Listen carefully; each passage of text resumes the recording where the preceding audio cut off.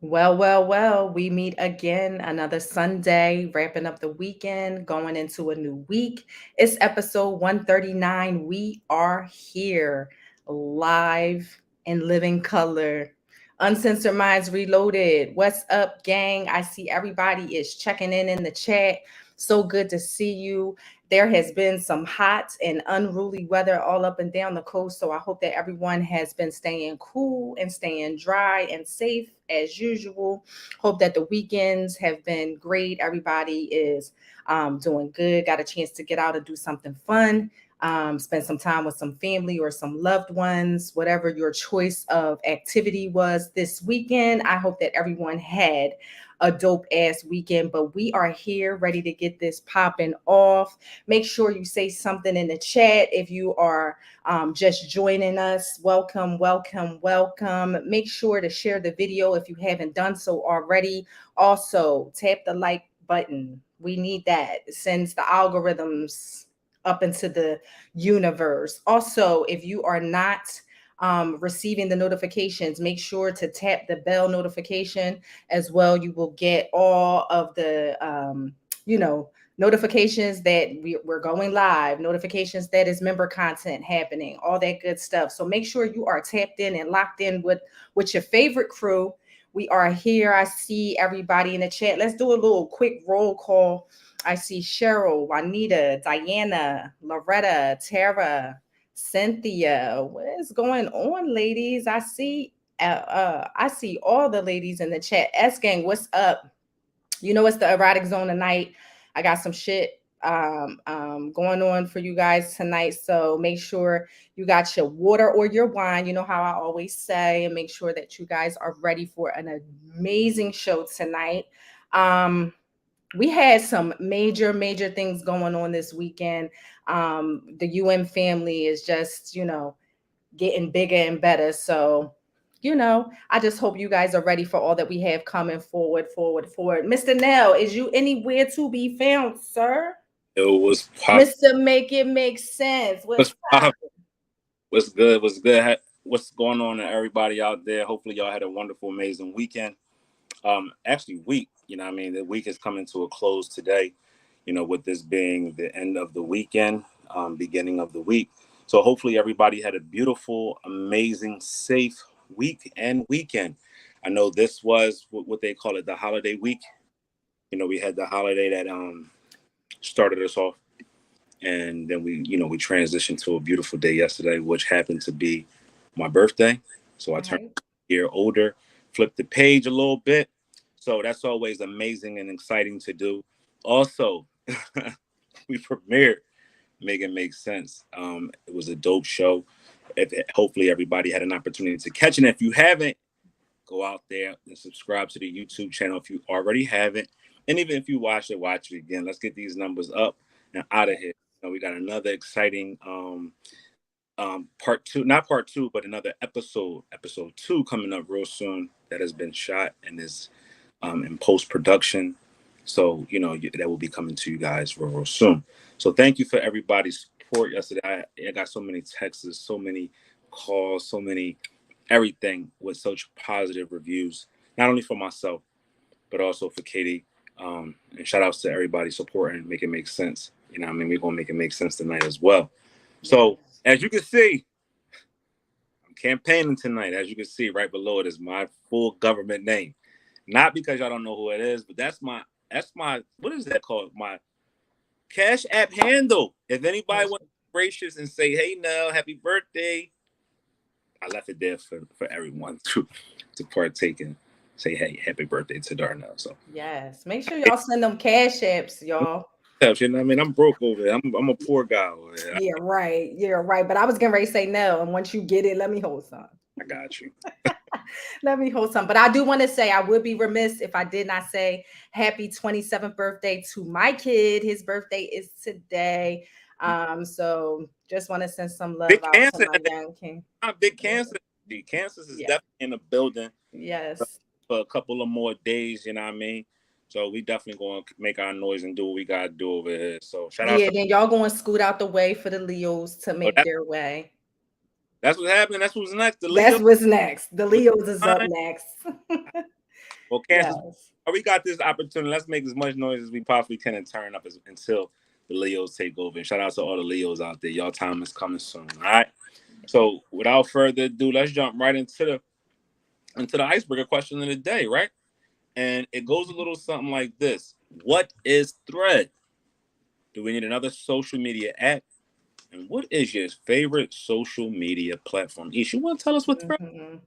All right, so for those of you who may not know just yet, Thread is a new extension of the metaverse. It now stands side by side with Facebook and Instagram, and it is now the third counterpart.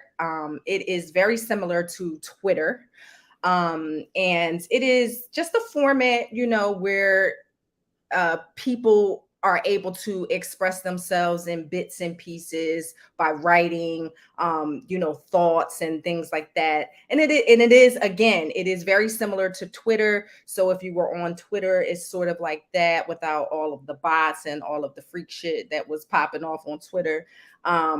So yeah, I mean, I don't know how I feel about it. I am on it. I did sign up.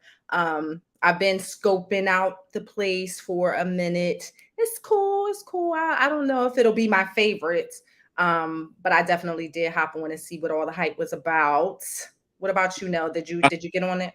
Absolutely, I'm on Thread as well. I liked how it paired up the pairs you up with the Instagram and Facebook network, so you didn't have to go searching for your people or things like that. I like the fact that we don't have to worry about political things on there, like we were saying on Twitter. Um, a lot of the sexual content that we're seeing on there on Twitter, we don't get on Thread. So it feels like it's new and it feels new, but it also feels like somewhat of a breath of fresh air a little bit. Um, Mhm. but we'll see. We'll see. Yeah, We what we have seen though is anything that that metaverse, that meta universe has created seems to take off. Just think of it Facebook. does. People have reservations about Facebook when it first came out. We all on Facebook now. Yeah, People had reservations about Instagram. We're all on Instagram now. And facts. or people are going to have their reservations about this, about Thread, but we'll all be on Thread. Facts. Absolutely, absolutely. Facts. What's your favorite though? What's your favorite? Because I mean, I could tell you what mine is, but what's yours? For posting, Facebook. For seeing, Instagram. Oh, Instagram that's neat. gives you a little bit. It feels like you're a little bit more in the moment on Instagram. It's Mhm. moving, it's live. Instagram was designed to be like a photo album of life in Yeah. real time form. So that's what Instagram, gives me. Facebook is more like, are you post, people come, whatever the case may be, the congregation, and then Instagram is the turn up. Right, right. So for me, I would say honestly, I'm not even gonna hold you. My favorite is TikTok. The reason that my favorite is TikTok is because, man, listen, I learned so much stuff on there. Like whether it be from recipes, whether it be from um, herbal medicine, whether it be from whatever, like whatever it is that I am looking for, I can find it on TikTok. It's just a different format to deliver, you know what I mean, that information. So TikTok is my favorite. I do obviously like Instagram. That's my second favorite. And again, like you said, it's just, a picture book of life. And so who doesn't like that? Facebook, unfortunately, is my least favorite. Why? I don't know. I can't even tell you, but I'm not a huge Facebook fan. Um, but hey, it is what it is. We got to be on these socials to engage with our people. So, we got to like them all, honestly. Sure. Absolutely. That's a good tip. I typically don't frequent the TikTok area like that. Mhm. There's two apps that I really am like foreign to is TikTok and Snapchat. Mhm. But what you're saying is, TikTok is teaching. You're learning a lot of things. I've seen people say they've bought things from TikTok that has changed their life. So Mhm. check TikTok out a little bit. You know what I mean? See what is going on. What's all people say? What's your favorite? Let's drop some things in the comments. What's your favorite? Are you on Instagram, Facebook, Twitter, Thread now? Are you TikTok, Snapchat? What are you? What's your favorite? Black people meet, tag. Not Black People Meet though. They still got that. Where they got it, yeah. I think it's like some new BLK or something. Not be seeing a lot of folks up on that, with their little profiles and stuff. I ain't know Black People Meet was still out and about though.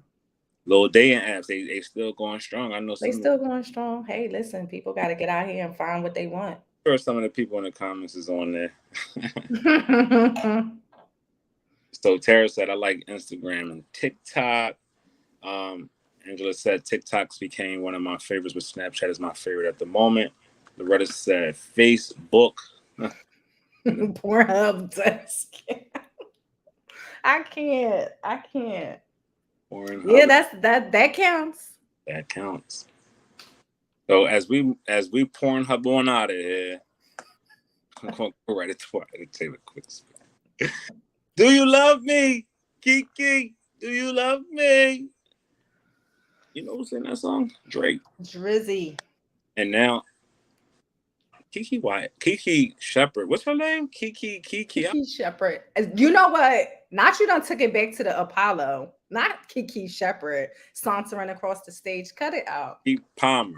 So KeKe Palmer, boyfriend, baby father, living daddy, and nanny, is singing KeKe, Do You Love Me after Usher serenaded her at his residency. If you haven't been to Vegas to see Usher's residency, please go check it out. It's amazing. You will be pleasantly surprised and entertained. Tickets are expensive though, but it's well worth it. But going back to this, KeKe Palmer's baby father called her out for dancing up on Usher in a very revealing dress. What's your thoughts, Ish? Listen. I don't know if everybody has seen it. Has everybody seen the video? Because if you have seen it, then I don't know why he was really bugging about it. So we got a But video. I think we got a video, and I think everybody should see this video. So let's take a look at this video and see what y'all think.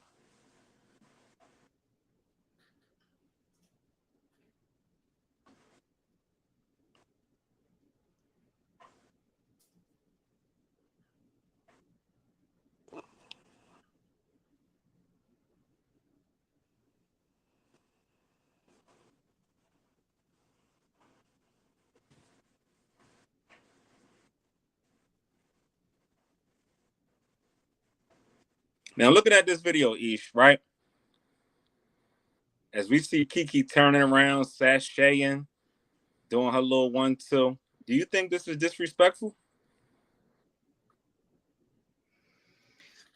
No, I don't feel like she's being disrespectful in any way. KeKe Palmer is a brand. Okay. She is a brand. She is in the entertainment industry. Whatever she needs to do to continue her brand, she's feeling herself. She's got the amazing glow up going on. She just had a baby. Okay. Her skin is clear. Her body is bussing. She is feeling herself right now. She is feeling good. And any man standing next to her should be loving the glow up. Okay, it just doesn't seem that he feels it's being respectful. I don't see how it's being disrespectful. She wasn't grinding on Usher, she wasn't twerking on Usher. Usher wasn't even being the normal Usher, because he has serenaded some chicks that was a lot more physical than that. It was a very respectful embrace. I feel like, okay, they slow dragged a little bit. She turned around and showed her little cheeks. Okay, the two entertainers on the stage with a crowd full of thousands. Like, they putting on a show. This is what they do. Yeah, absolutely. I agree. Um, if that was my lady, would I feel that same way? No, just knowing you got to know your lady, right? And I just think she was in the moment at that moment right there. I think where he's hurt, where he's butthurt is just how she's playing into the moment. But again, as you said, she is an actress, right? Thanks. That's what she does. This is Usher. If you've been to the experience or if you've seen the experience, he interacts with majority of the female entertainers that are in the crowd. He's done this with Taraji P. Henson. He's done this with Mary J. Blige. Yesterday he did it with Sweetie, you know what I mean? But I think the baby father may just be upset that he's not there with her. Facts, because And he showed her cheeks online before. He's posted videos of her twerking before. She was in her underwear and her bra before he's posted her. So I understand that, okay, she might have had on a sheer dress that showed the cheeks and all of that, but sir, you've posted her in her underwear and bra before. So make it, what would what Nell say? Make it make sense. it Make makes it sense. make sense. Because you can't, like you said, maybe it's because he wasn't there. Because how is it a problem now? And she was very classy, even though her cheeks was out. It was a classy situation. She wasn't raunchy with it. It wasn't out of pocket, in my opinion. It was risque and sexy, but it wasn't like ratchet or nothing. So I don't know. This is where I this is where I always come in and say how private I am. If I had these same sentiments that he shares, Mhm, and I felt that I was being disrespected or mhm, whatever, mhm. I would not have went to the internet. I would have Facts. face to face or through a phone call, because the moment I take it outside of that is the moment I allow the world to come in with their opinions, with their negativity, and with their biasness. Right. Seeing it didn't go for him at all. He was, ever since he said that what he said last Sunday, it is ballooned and got out of pocket for him. Um, but again, if he felt disrespected, the person you take it up with is your lady or your man, your mate or whatever. Because at the end of the day, putting on for social media is kind of crazy. So Mhm. that's where I felt though he took it too far. Yeah. You can everybody can has their way of thinking when it comes to whatever it is their their breaking point. But the moment Yeah. you take it from outside of your home and you put it for the world to see, then your Mhm. intent is sour. Yeah, I agree. I agree. And then, like, everybody, I see people saying, "Hey, listen, we don't know exactly what their household is like, what their agreements are, et cetera, et cetera." And you're right. Only they know. And KeKe knew when she put on what she put on, and when she stepped out how she stepped out, that either she was going to be going according to the agreement or going against the agreement, whatever it might be. So therefore, he could have waited till she got home and said, "Listen, we've had talks about this," or whatever the case may be. I'm done with it, or you know what I mean. They could have addressed it solely between one another, not on the internet. Absolutely. But I want to definitely address this comment right here. And we got to make it make sense, because we did hear, when we had a show about this before, hugging, how y'all said, hey, that's inappropriate. So Mhm, if it's inappropriate for one, then we gotta make it make sense, right? mhm, So if you're saying that the hugs is inappropriate, say them for whatever, or no mhm, hands on, then we mhm, gotta hold this young lady accountable as well, because she's in mhm, a relationship. But again, where it got crazy for me is the moment he jumped on Instagram or Facebook or Twitter or whatever he did, and he put it out there, his the disrespect that he felt from his lady. right. He allowed, and when you do stuff like that, you open the door for people to disrespect your lady outside than you, and you're not supposed to. It's supposed to Mhm. be you're protecting her from all of that outside smoke. Yeah, so basically he wanted people to hop on his bandwagon. Like, you know what I mean? He didn't care about what light he would be shining on her during the midst of that. Like, you know what I mean? He wanted to get anybody that was going to be like, yeah, he right. KeKe was out of pocket, this, that, and the third. That's what he wanted to do. And that's exactly why he went to social media. We talk about this a lot. People do that just so that they can get those individuals that are going to agree with them, and so that they can feel sure about what it is that they're saying and doing. So, I mean, and I don't know. I don't know. It's so many different perspectives that could be had on this one. So accountability, as we said, is you got to definitely take accountability from both sides. Um, it's a sticky situation, right? Mhm. Because you got people that's going to say, "I'm gonna do what I want to do, regardless of what anybody else has to say." But then too, those are the same people that want you to also be respectful of their feelings and their wishes when you're out in public. So again, we can't flip flop when it's convenient for us, and but we can't hold somebody else accountable or hold them hostage for something that they do that you don't like. So you gotta kind of understand it. Again, for me, where it gets sour is the moment he went and attacked the moment on this big platform, because it leaves her out there vulnerable. Her vulnerableness is where you come in and you protect her from that, and you shield her from that, from as being her man, as being her child's father, and as being whatever it is that y'all have together. That's where you come in. You can't put her in the line of fire, even though her core support was there. Her core support was definitely there from the moment he put that punctuation on and sent it. He's seeing the smoke. But again, I think it was in poor taste that he went that route to That he Kim. went that route. Yeah, absolutely. And T, you are absolutely right. I did say a hug is fine. An embrace is fine. I don't care. I'm a hugger. What I say? I'm a hugger. Just make sure them hands and that placement is cool. And then we all good. We don't Was have no problems. hold on? Was Because that? I am sure. Look at Go this. ahead. This place good though. We got to go back to the video. Look. Was the Yes. The her? placement was good. It's her, it's the middle of her back. It's not the nape of her back. It's not resting on her ass. So her doing. And they're not even close. Their pelvises are not even touching. They are rocking. Yes, they've embraced. It's not grinding. She's not, when she turned around and showed her cheek, she wasn't twerking. They are, again, they are entertainers and they separated. Okay. She was feeling herself. And now listen, I don't take away from her boyfriend's gripes. You know what I mean? We just take a, I said, I did not say at the fucking T. Now you just exaggerating. Away from everything. Listen, you better hug her neck. Yep. You better hug her neck. I did not. Did I say at the neck? T? No, I didn't. We're gonna have to find that replay. I don't think I said the neck.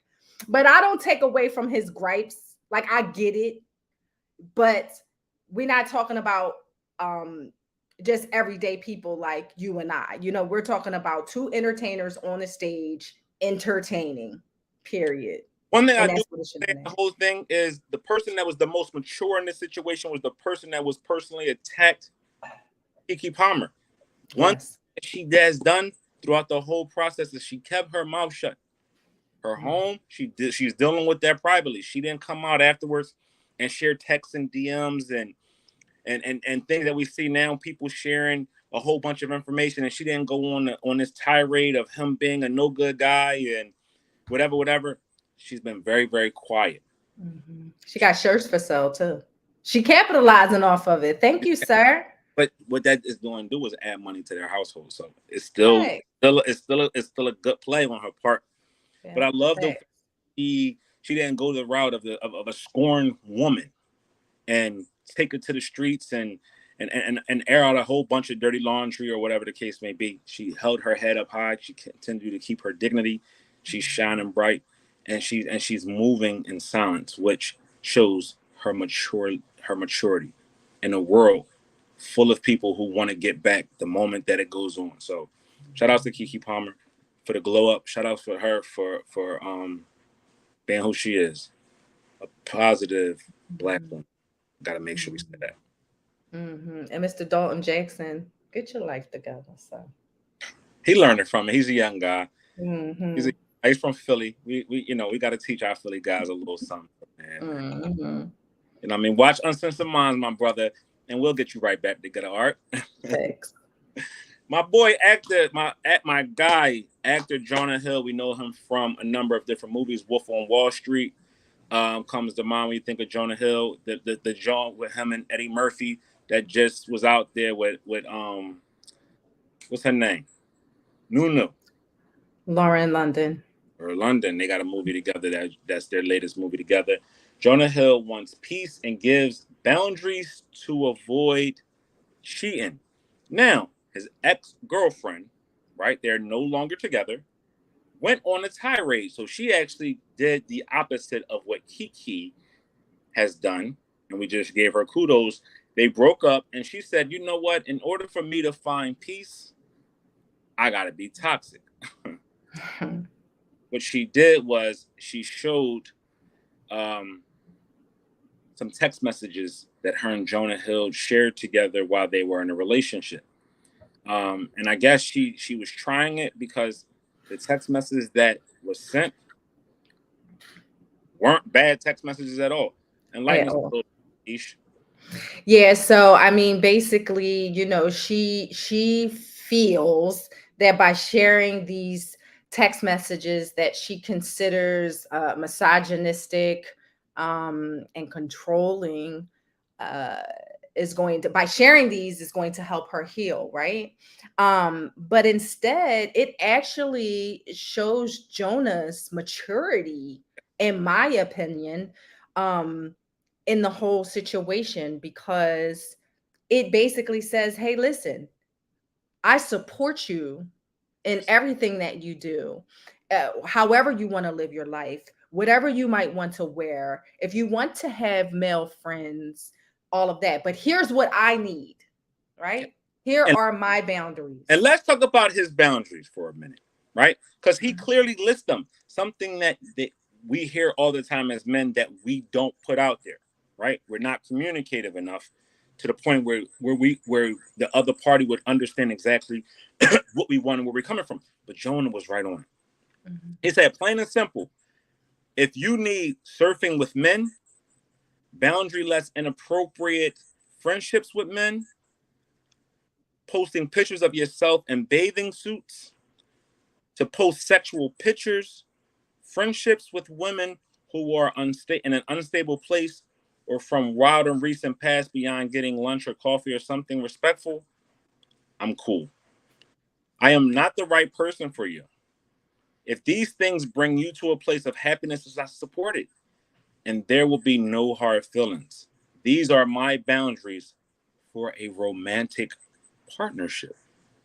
My boundaries with you are based on the way these actions have hurt our trust in the past. So, him saying that must have meant that she has exhibited these behaviors before. And he's telling her, if we are going to continue, these things have to stop, ceased before we can. Mhm. He, Absolutely. he also goes on to say, I'm sorry I said that. I had a couple of beers and I'm just upset, feeling like we can't do surfing social things without uncomfortable situation arising that usually feels like my fault somehow. I feel you pull away and then the feeling of being inadequate creeps in. I think I'm not socially intelligent enough to meet your needs as a partner. Then I get frustrated and angry at myself and I just want to rip the bandage off if I'm not good enough for you. In moments of conflict, my brain thinks you want to dumb me down because I'm not good enough for you, right? And you can do better, and we will immediately once things end, you'll find someone else. And she said, "You're right. You're right." So I just think that um, him as a man understanding his own social intelligence, as he said, um, his way of doing things and his way of coping with certain situations, but also his boundaries that he will not put up with, um, have to be conveyed. And there's nothing wrong with conveying your Mhm. emotions and your feelings and the boundaries that you have set for your heart, right? To maintain Yeah. a relationship at a healthy, consistent level. What do you think Yeah. after hearing that? What do you think? Yeah, I mean, I honestly feel like that was just, I mean, I can't see how you can view that as being narcissistic and misogynistic, especially when he's saying, "Listen, I support you and I'm going to love you regardless. I'm just telling you what I am not able to deal with and how we cannot be in a romantic partnership if these are the things that you choose to do." By telling someone those things and by outlining those things, that alleviates a bunch of bullshit that takes away and removes any any nonsense, because here I am outlining it for you. Now I'm pinpointing it for you. If you can't adhere to any of these things, then he's basically saying you are not the one for me and we are not to be together. It's simple. This alleviates years of being in a relationship where you're arguing and you're constantly tug of war, you're constantly battling and going back and forth with one another. This alleviates a lot of the nonsense, and I just have to commend him for being able to do that, because that there are not a lot of people that will do that. They'll say, hey, I am not looking for X, Y, and Z, and then that is it. You know what I mean? They don't get down to the nitty gritty as such as he did. And I mean, he outlines it perfectly. You know what I mean? And he's expressing what makes him feel uncomfortable, as we all should. You know what I mean? Be able to do that. And then the partner should be able to say, hey, listen, I can't live up to your expectations or your requirements or your boundaries. I can't do those. We got to move on. Like, what's wrong? I think that's so good. Like, take it or leave it. I agree. Also too, when you really say you love a person, you got to look within yourself to see if those boundaries that they put there, that they're placing for themselves, or that they need, are what you can do as well, right? So the things that he asked for is nothing out of the realms of the possibilities. He didn't ask you to scale a mountain. He didn't ask you to to go kill Donald Trump and bring him No. back in a plastic bag. He just said, all those frivolous things that you're doing with these men, I need you to stop. No. All things all these trips and outings that you're going on with these women that are baseless, that have nothing positive to add to your life, but is continually putting you in these situations that have us going back and forth.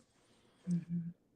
That's something that we need to discuss, Yeah. and that's a conversation, and I think it's a mature way of looking at things. I actually took Mm-hmm. notes because the way that he broke it down, the way that he continued to keep his composure, Mm-hmm. he kept his composure and said what he needed. He also kept his composure in explaining where he came up with these things, but he also allowed her to meet those expectations, Mm-hmm. or not Facts. expectations. He allowed her to digest that, to see Mm-hmm. if that was something that he could do, and he still said, I'm still going to love you. I'm still going to be there for you, but I just can't Right. together if this is where you want to go. Right. Maturity at its best. Yeah. Maturity at its Yeah. Yeah. I don't even know how she got bandwagoners. Like, I'm confused at how anybody could say that he was being misogynistic. Like, now we can't express our boundaries without being viewed in a certain light because we want to express what's necessarily needed for us. but that That just goes doesn't.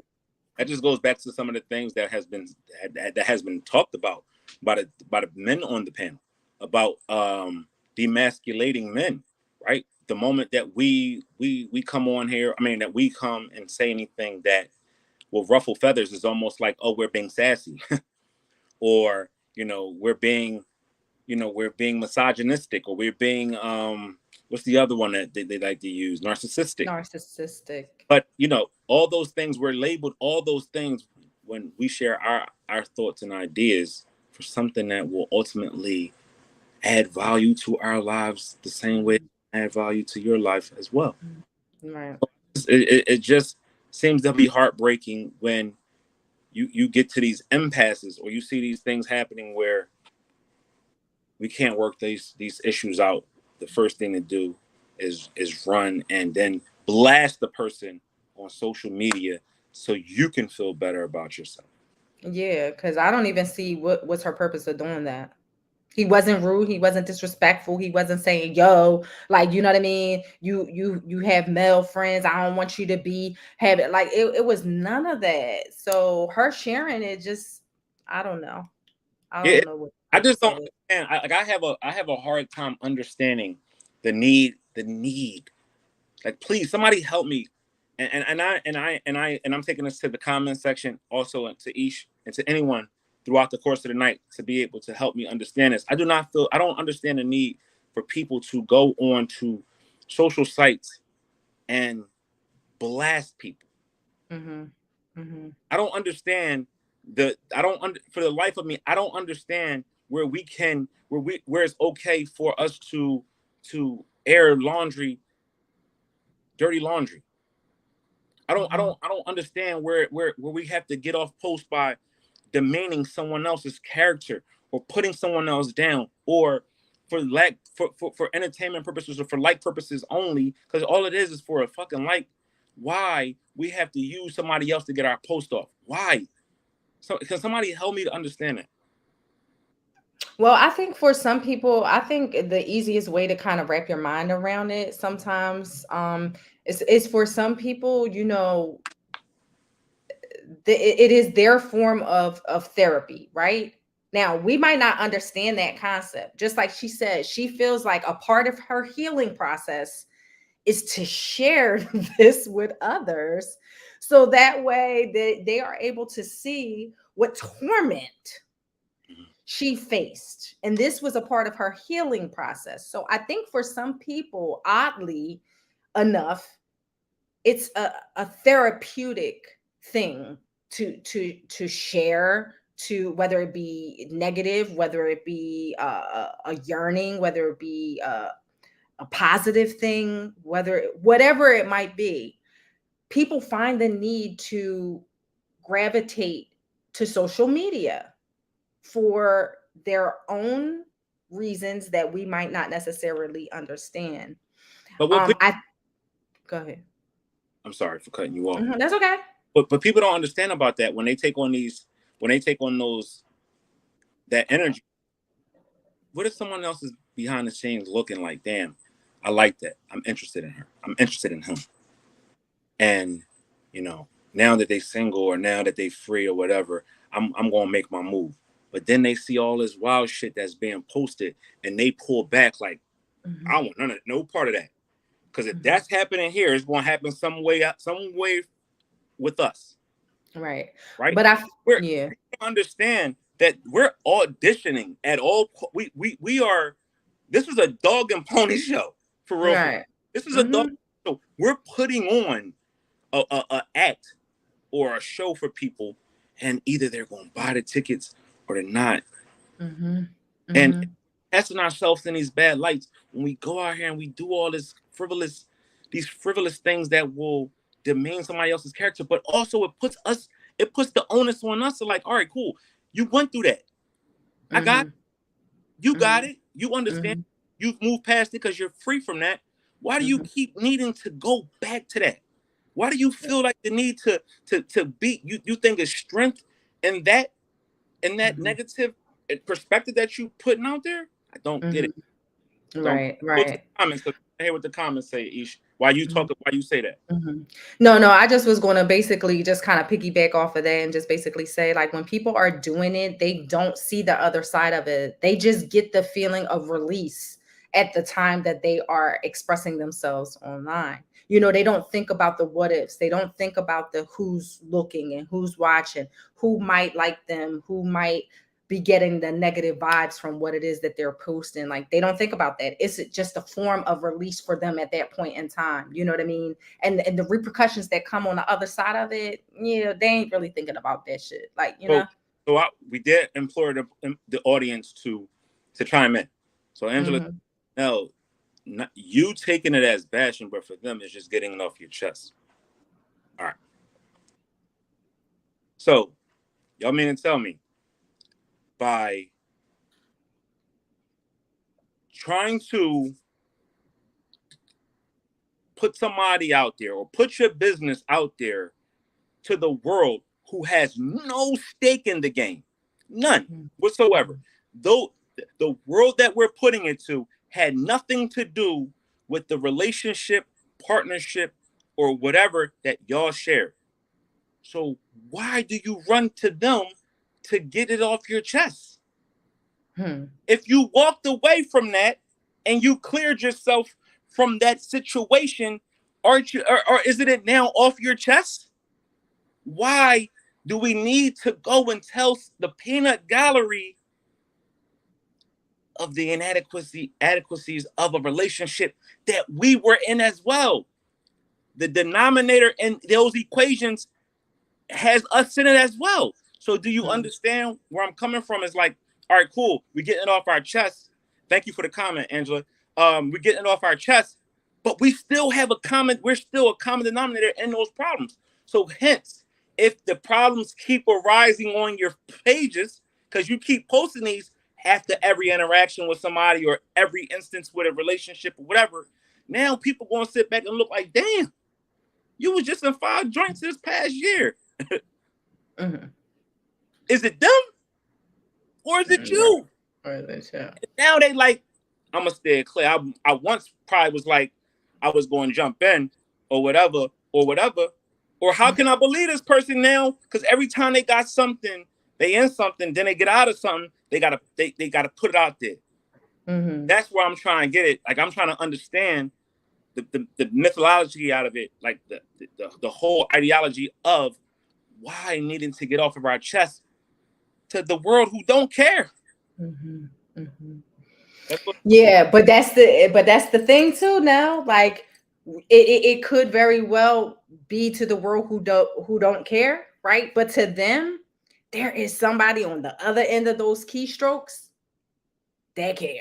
Now, like okay. To them. All right. You know what I mean? So is the people that on the other side of the keystrokes who care, is it the ones that like it, or are they just liking it because they want you to continue that negative energy? Because sometimes, have you heard, the more negativity that you put yourself in, the more negativity gravitates to you. Some people just don't want to see people happy. So they want to continue that perpetuation of, if I like this, I know I'm going to get another post about negativity because I know they're going to go down that lane. You got some people that if you don't get no likes to it, they'll quiet that down for a little bit. Right. The And likes is what. Yeah, the likes. You saying that the likes are what drive. Yeah, is that more? Right track? I don't want to know. I'm just asking. I'm trying to make it make sense. Make it make sense. I agree with you there as far as the likes. I mean, because that's honestly, a lot of the social media you see this? Reciprocation. Do you see that? Right. Absolutely. And when you comment and don't agree, you all in their business, and then they put it out there. I've seen that. The moment you don't agree with them, or you check that, or you make a comment that ain't on the basis of what they saying, now they getting an attitude. Down your throat, telling you to mind your business. Right. Put it for me to see. I know. I'm trying to understand, people. That's right. It. There's no shade. I'm just trying to understand why there is shade. Right. And circling back to Jonah and Sarah, is that her name? Sarah? What's her name? Sarah? Like, she didn't need to post that, especially after the fact. It's not like they're going through the breakup. They are no longer together. You know what I mean? They're no longer together. Name in the comments. Welcome. Thank you. I don't know if you've been before, but if you have, thank you for your presence. Yes. It says, an act of wanting people to feel what they felt and bash another person. Yes. I guess. Diana says, honestly, it's just like those reality shows. They want an audience. I guess. Nell's like, I guess. That's it. Linnea said, I think they want validation. They want someone to tell them that they're justified for feeling the way that they do. Thanks. But these are the same people, Linnea, who say, I don't care what nobody has to say. I live my own life. I don't need validation. You'll see it. Like, I just want y'all to pay attention. This is me asking. Pay attention when you see them type posts. Pay attention to them type of people, because they'll tell you one thing, they'll say another thing, and they will do a complete opposite of all of that. Yeah. They'll tell you this, then you comment, they'll tell you to mind your business, but they want validation and justification and all that. Just to go back. It's the people that's just a storm inside of them. They don't know which way is up. They don't know which way is up. Is this word associated with that? Is this a good word for them? They want to be a victim? Because when you say that to people, they get wrapped up in arms. Like you would have thought you called them B word or the C word or whatever. You're playing this victim role. No, I'm not. You get all flustered and they get all hyped and they get all excited. But is that not really what it is? Well, I mean, it depends on the basis of the post, obviously. Some posts that people share don't necessarily have to be about anything, but they're sharing a lot of everything. You know what I mean? So I guess it could just really all depends on the basis of the post. And you could be like, all right, well, yeah, she just trying to play the victim, or he just trying to, you know what I mean, get ahead of the mess that has been created. And sharing the story for relatable reasons is fine. But not over and over, honey. Absolutely, absolutely. Angelina is sharing a lot of personal things, and she says, well, me personally, because I can't speak for someone else, I deal with on a personal level, reach out to me, but people think I post everything, but I really don't. So Sarah says that's why we have to be the teaching example of these type of so stuff. I know it's commenty. Right. That's a word, but shout outs to you. That's why You done made it a word, right? I made it a word. I mean, welcome. But that's why we have to be the teacher and examples when these types of issues pop up. Exactly. Mm-hmm. So that's why I said change behavior only comes from being the person that affects that change. If you are succumbing to that, the audience of one is just them. It's just you. Yep. So if you're that audience, then they're performing for you, and you bought a first class ticket or a first front seat ticket to the circus that they are putting on. Be careful. Mm-hmm. Be careful, because you can get yourself so wrapped up in people's posts and be a source of inspiration. And the moment you say something that they don't like, they flip and turn on you. So be careful with that. Yep. Yep.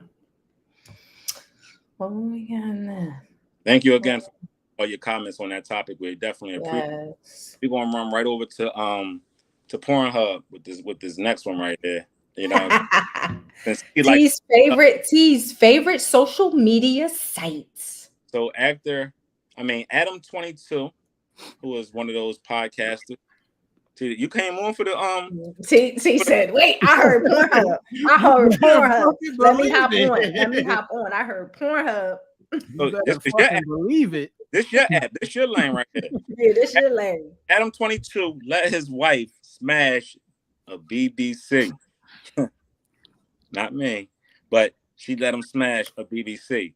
For the first time in what is it, 15 years that they've been married? Mm-hmm. That he allowed her to do a sex scene with. Well, they've been together. Right, I think they just got recently married. Yeah, they just got married. So they just got married together for a stretch. And she's a porn star. He's a porn star. They both are. She is one too? Yeah. Oh, okay.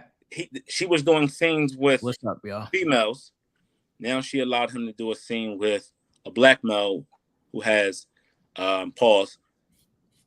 I can't even say this part. You don't need to pause that, dog. He got a 15-inch dick. 15-inch dick. we grown here. Yeah, now.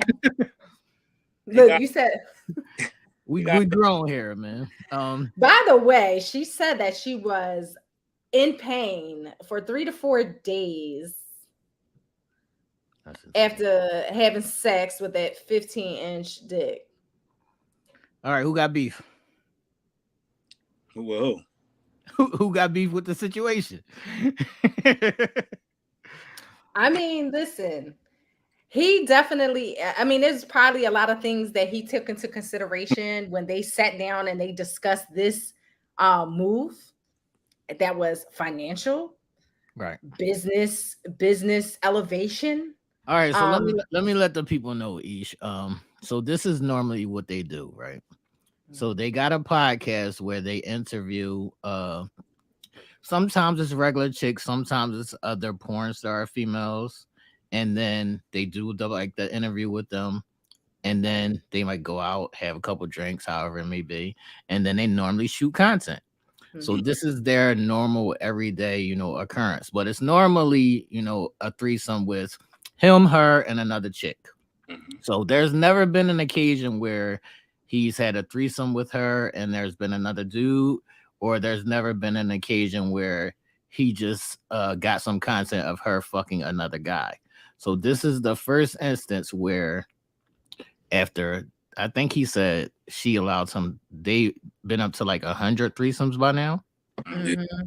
So I think he said they have done 100 threesomes by now, and this is the first time where he's allowed her to go and smash another guy. Mm-hmm. Now, me personally, I would have said, don't choose the black guy with the 15-inch dick, but Thanks. That's just me. But she was a fan of, the guy that she had the sex scene with. So he hit the ball up and he said, I want you to partake in this content and have sex with my wife. And they are set to make upwards to 10 million on this one specific content.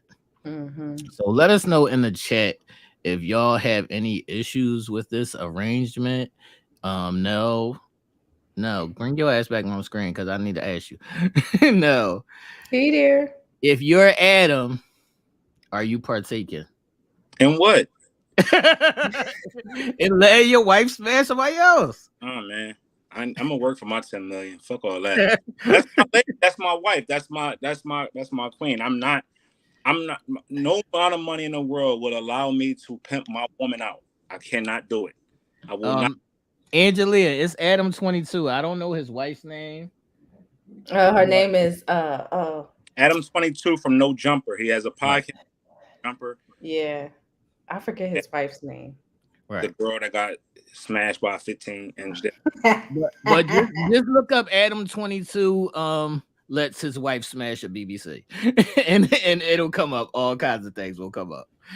Right. He's actually on the podcast discussing how he got to this place, what made him, in the position to go ahead and let this happen, and how he feels afterwards. So he did send out a tweet afterward that said, everything is good. My wife's recovering from getting the 15-inch dong, and we're moving forward. Right. He did say he felt a little jealous. Then it kind of went away. It wasn't like a big deal. And then her pussy went back to normal after. Right. After he said my wife's pussy is back to normal now. All right. All good. What's up now? Your wife to do that. What happened? Are you doing it? Adam 22. Your name is Adam 22. And y'all both porn stars. If she let me smash 106 and this is our regular lifestyle, I don't play that one side of the road kind of shit. Like if I'm doing shit on my side of the road, all fair and love and war, man. All right. That's different. But you said no. Are you letting your wife? No, I said if you are Adam. I ain't. You said I ain't Adam. I ain't Adam. But see, I guess. All right, so we playing the role of Adam. Right. Because if that's the lifestyle we both chose, or whatever, it is what it is. But that's weird, man. Like, god damn. But you don't think that that's fair? You don't think he owes her that? Right? Yes, if that's what she want to do. No, not if that's what she want to do. If she's giving him 100 threesomes,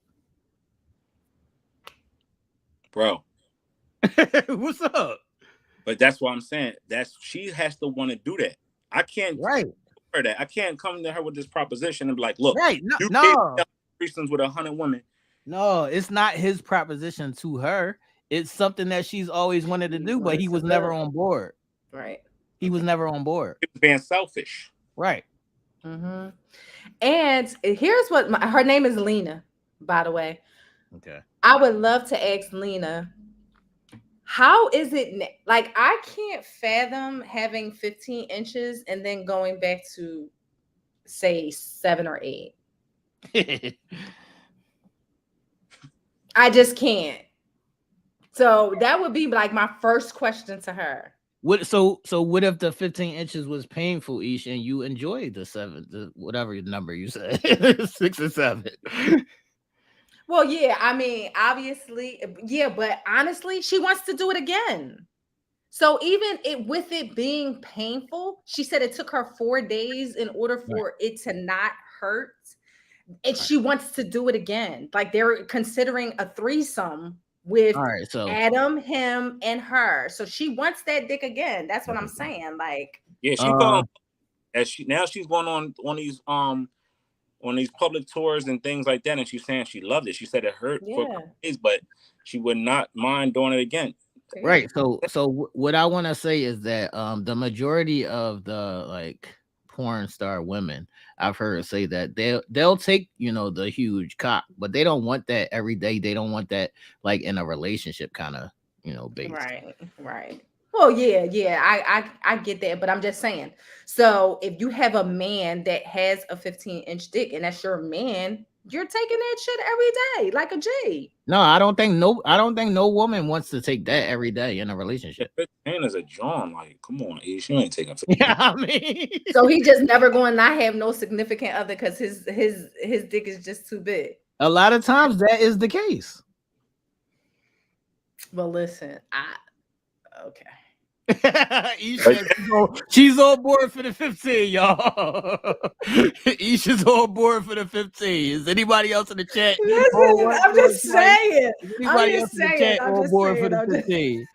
What's up? What we doing? Not only was she getting it in her cooch, but he was hitting Anal. her butt too. He gave her Yeah. He gave her anal. So she got it she got a triple penetration. She got the mouth, the butt, and the vagina. Yeah. So, and then if they do a threesome together, she does it with her husband and him. Like this is that now to me, huh? The husband probably got to go first. That's what I was getting ready to say. That's going to be like wild. You know what I mean? So he probably would have to like Adam would probably have to go first. No. Listen to your sentence. You the husband and you gotta go first. You sliding in that joint under the 15? My nigga, if it's my chick, I'm not going first and then another nigga smashing my chick. But then you get up in it. I don't give a fuck, my nigga. There's not gonna be never a time where I go first and be like, all right, I'm done. You can go ahead. Right. I was saying you better get your little shit off first, and then I'm gonna finish this off. That's what you're saying? Yeah, I mean, this not for me tonight. This is not a topic tonight. What we doing, man? What we doing? What's up next? That she one of them. She said, but some women look like pain and pleasure. So, thanks.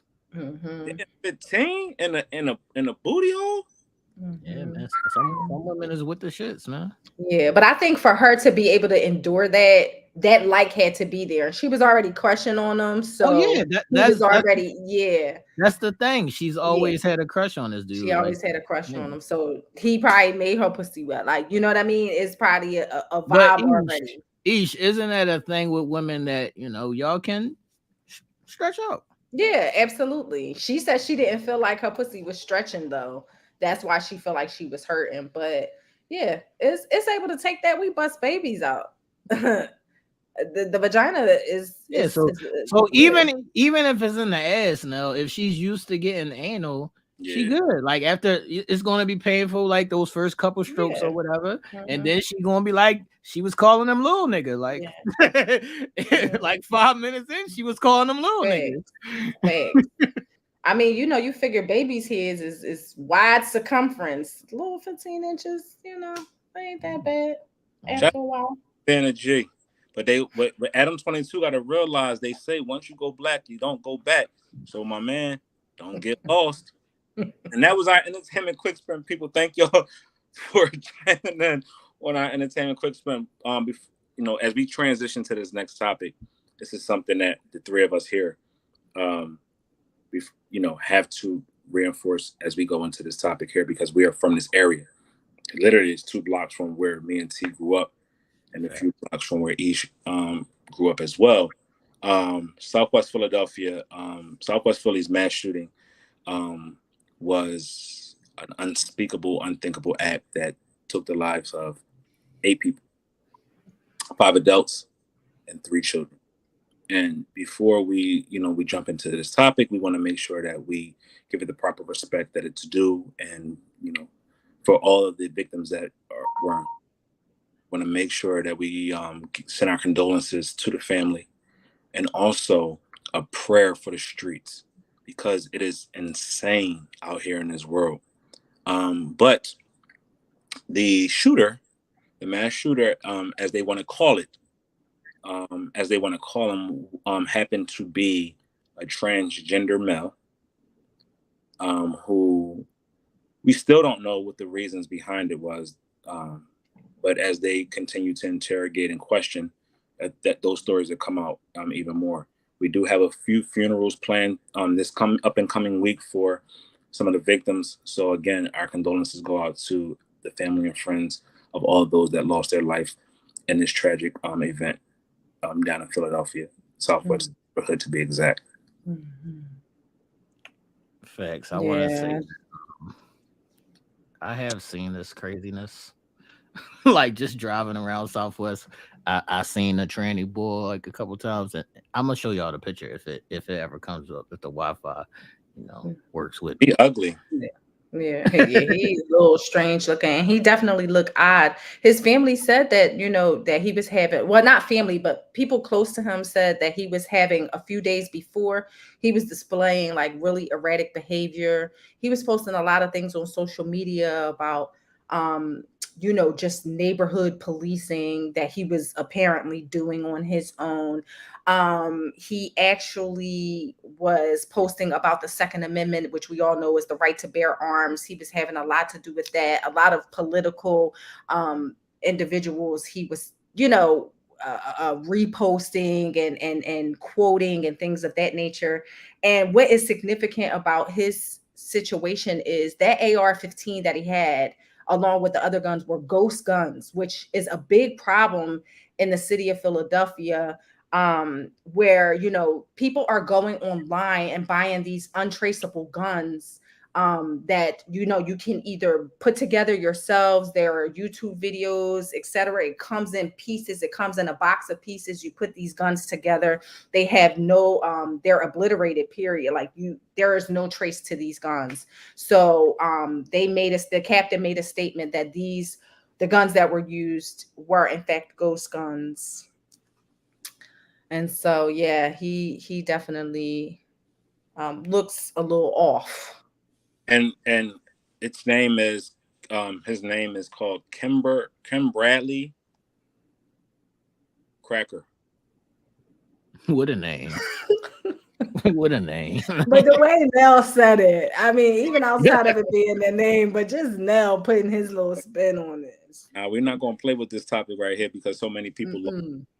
and this is something that is a epidemic, right? It's going around and it's touching different neighborhoods and different cities and different states.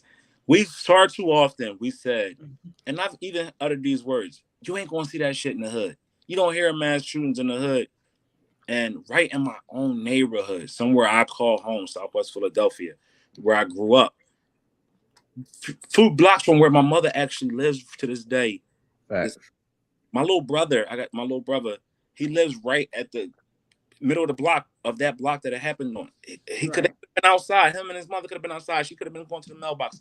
You don't never know in these type of situations, and that's what's so disheartening with this. Again, as East talked about, the commissioner's office of Philadelphia spoke out on this, as well as suing these ghost gun companies, for making them so accessible to just the public, and not having any sanctions and going through the proper channels as you would need to buy a firearm. It's craziness out here. Crazy. And I do want to say that, how we grew up, this would have been, somebody that, we probably teased, played the little jokes on and things of that nature. But the times have changed from that. We can't move in the order or the actions that we used to. So all of that teasing and name calling and bullying and cyberbullying and all that, we gotta kind of nix that in the bud. Mm-hmm. So Because let me be the first to apologize then, because I said something that was distasteful. I said he's ugly, and I want to take that back. He's not ugly. Okay. I'm lost. What you saying? I'm sorry. This is a serious subject, but now I mean Man. Oh, some things. I mean, you learn from hearing, right? As we said, bullying and right. I all of get what you're that, saying. cyberbullying and all of that narratives and opinions are reasons why people like this go on these type of sprees. Chemical imbalances, the constant picking and constant bullying, and then someone else's narrative that has no legitimacy to their life. Mm-hmm. Man had no legitimacy to his existence, Right. or lack thereof, or whatever, or his family's love for him. It was again distasteful. So we got to be cognizant of that. And when you realize when you're wrong, you have to not only apologize but correct your behavior. So thank you for pointing that out to me. I wanted to make sure that I retracted what I said by saying that. Also, if you notice somebody in your family or your friends or just somebody in general, if you see them kind of like going off the rocker, if you are not in a position to help or talk to or console, stay away from them too. Should we? Yes, because it's dangerous. Yes, because it's dangerous. Being somebody who is very short tempered, right? Being someone who is hot headed, what I would say to people who don't understand what that looks like when it hits them, when a person is giving that to them, that energy to them, like that hot headedness, the best thing to do to diffuse a situation is to change the subject. Change the subject to something positive to get their mind off of what. But no, since we from where we from, right? We've seen people be outside in the streets, skitzing or acting erratically.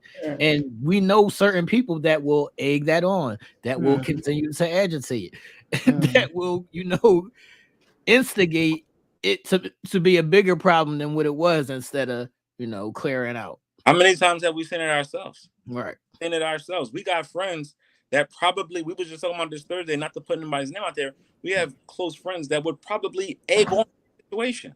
Right. Allow that situation to be blown out of proportion even more, just for a few chuckles and laughs. Right. And that's the times that we live in now. Yeah. Because I was going to say, Nell, like if you talking about it, like when we were growing up and we were coming up, like that was commonplace, especially in our neighborhood, like to be able to just like snap on somebody, like talk shit and make jokes and all of that. And yeah, like some people would feel some type of way. It might result in a fist fight or something like that, but everybody busting it up the next day. And you know what I mean? We on to the next joke, to the next laugh. That's also like you gotta kind of know who you doing that with. Yeah. So you gotta kind of know, like, all right, this person can handle, what I'm doing, but and this person can't. Just think too, right? The level of things that people are consuming nowadays is so different. Drugs, right? Drugs is being cut with so many different chemicals that is affecting the way that they move and they think, right? So the drugs ain't even the same drugs that they was using back when we was. The way the foods that we eat, the things that we put in our bodies, just the things that we consume on a daily basis, entertainment, right, music, all of those things creep into our minds and it takes us to a different place. And you would never know when somebody's breaking point is. Hug your people. Facts. Hug your people for various reasons like this, because it could be a situation where you send little Bobby to the store to get some cornmeal and he ain't coming back. Or your grandson or your son is outside talking to his homies and he not coming home no more. Or even on the flip side, the family of the shooter, maybe a hug that day would have made them think twice about going out there taking some lives.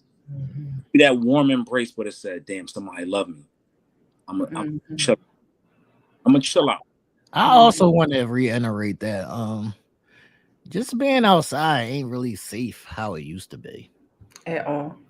Can you tell them, T? Talk to At Yeah. all. So if you don't really have no reason, you just out there just to be out there, it's really not the time or the place for that. Like if and that's what you want to do, you kind of go on a it, vacation or go to a different place. Like where we from, you are sitting Target if you just standing outside chilling. and Yeah. that thing, right? Because Right. we grew up on barbecues. Right. We grew up at the Yeah, that time is basketball over. court. We grew up Mhm. chilling on the corner, just talking and chilling, not doing nothing wrong, not selling no drugs, but chilling. We grew up on that. We grew up in the neighborhood. We are from a neighborhood. We ain't from, Sticks, Alabama. Right. Mhm. There's row homes and people on top of each other. But what happened? That's how we got to this You're point that freezing we up are now. now. Mhm. You know what I mean? What happened to Right. Nell?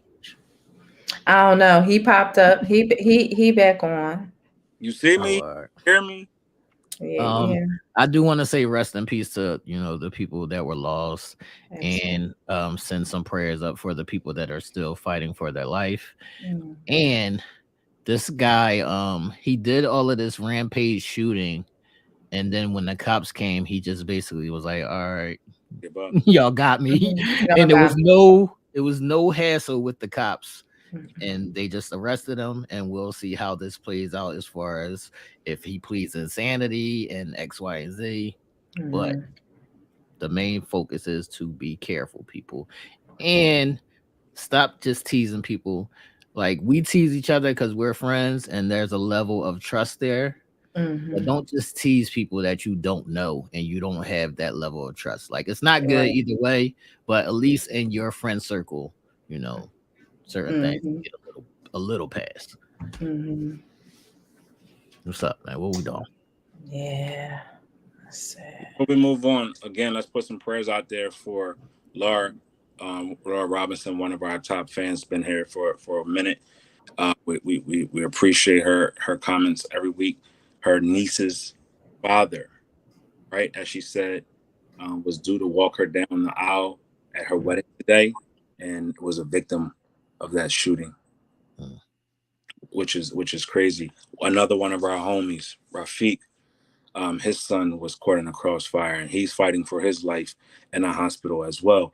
Um, so these tragedies hit so close to home, and God forbid it knocks at our door. So let's keep a vigilant eye on making sure that we are checking our surroundings, Facts. or that we're vigilant, making sure that we are, leaving the house and coming back the same way that we left, in one piece, healthy and safe.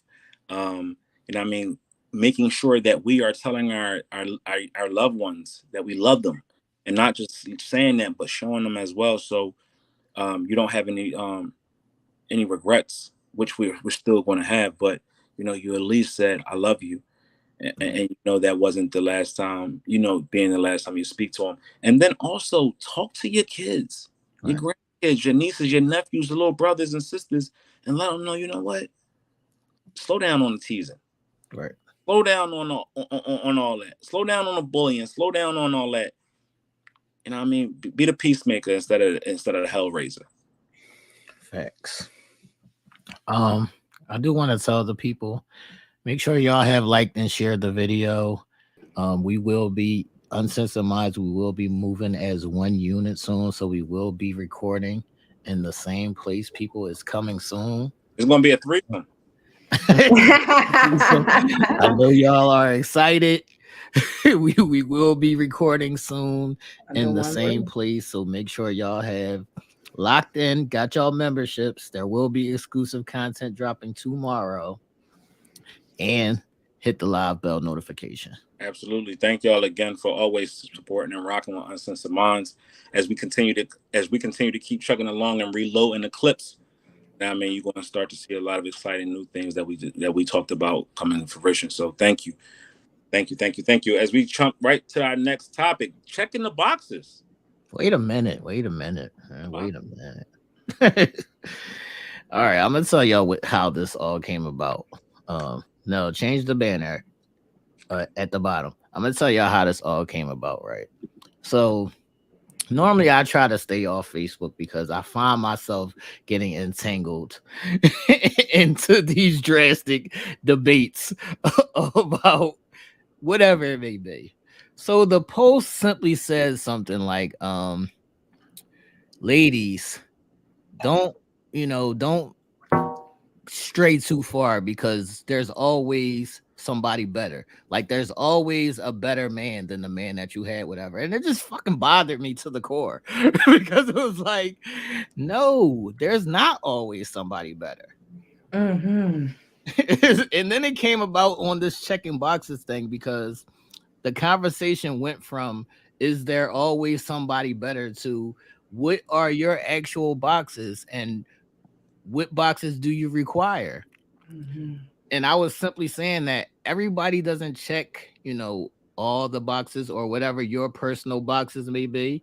Or if you even have a specific somebody, like if you have a soulmate or, somebody that you connect with on a certain level, you're not always going to find that again. You may find somebody that's different, but I wouldn't say you're going to always find somebody that's better as a connection to you. So, Right. what are y'all thoughts on? Do you believe that you'll always find somebody better? Is the first question. It's hard. Mm-mm. It's hard. You Mm-hmm. know, like, X. like we talked about so many times. We live in this microwave era where everything is like instantaneous. It's supposed to come out and it's supposed to just be like the greatest thing ever in like 3 seconds, right? But if you've built a level of something with someone, right? You've built a level of consistency, knowing you consistently love them and they love you. They consistently go out of their way to show you in their own way that how they love you. It's hard to find it out here nowadays. You know, Mm-hmm. we build these structures only to try to only we try to build these structures, right? Courting, dating, you know, even building long-term relationships only to tear them down and try to find problems with the structures. Now the structure is in place for a reason. The structure is in place to let you know that the structure is sound. It's just the redecoration of in the inside that just needs to be done. And that's key in life. I was talking to somebody today and they was telling me that um people want to be married, right? Because it sounds good, but Right, people don't want to be married. right, I said that's a double entendre. They said people don't want to put in the work that it takes to continue that marriage because yeah, you can get married, say you're married, You but stay what there. activities are you doing to make sure that your marriage lasts? right, Mm-hmm. Right? We're changing ever so often nowadays. Just look at us. You can be Mm-hmm. one way to today and next day your mindset is totally different, right? Mm-hmm. Body wise and also spirit wise. So Mm-hmm. people think that they can live in this, oh, I'm good because I did this and I don't have to change, or I don't have to look into the things that my mate is doing and see they're changing. I don't have to teach them about me anymore because they're supposed to know. We got to cut all these innuendos out because we miss the key points of love. right. Ish, do I you, Ish, do Mm. you feel like you'll always find somebody better? No, no. I do feel like obviously there are never going to be each box checked Right, for that person that you might be with. They might not hit everything for you, right? right, But that doesn't necessarily mean that the next person that you go to is going to check all them boxes either. They right, might check, a couple boxes that's a little bit different than your previous person, but they missing a lot of the other things that your previous person had too. So I never feel like, you're always going to necessarily find someone better unless you just already down dealing in the dumps right. where then there's no way but up. That's what Like, I was saying. So, what if you had something great? You might not find something great again. exactly, that's what I'm saying. So I don't believe that there's always somebody better. I think that Right. that is a false statement. And when it Mhm. comes to the boxes, do y'all have certain boxes and do you fulfill these boxes? And would you choose somebody who is exemplified in one box? mhm. I'm gonna take that for a second. So my boxes, the boxes that I have checked, I fulfill. And the reason why I say I fulfill them is because I fulfill my own happiness. Right. Someone else adds to and complements it. Right. If I can't give myself the happiness or vigor of just to want to wake up and enjoy life, how can I ask somebody else to give me that? So the boxes that I have checked are things that I require of myself. Right. I'm looking for companionship, not someone to complete me. Right. The boxes that are needing to the requirements that are needing to be met are already met the moment I see you and I entertain the idea, because I know what I'm looking for. Now, yes, we go through the motions of getting to know each other, and we can grow into what it is that we need to satisfy the other person. That's why I said these fucking boxes that they talk about on these social sites and these red flags, and we got so many people's mind discombobulated because it's the trend. Do you not understand that love is a growth? Mm-hmm. It ain't just an instantaneous process. Your mate, y'all grow together. Y'all simultaneously are growing together. I'm going to at one point have a deficiency, but over time, my deficiencies are going to become more of a place of, oh shit, he finally got it.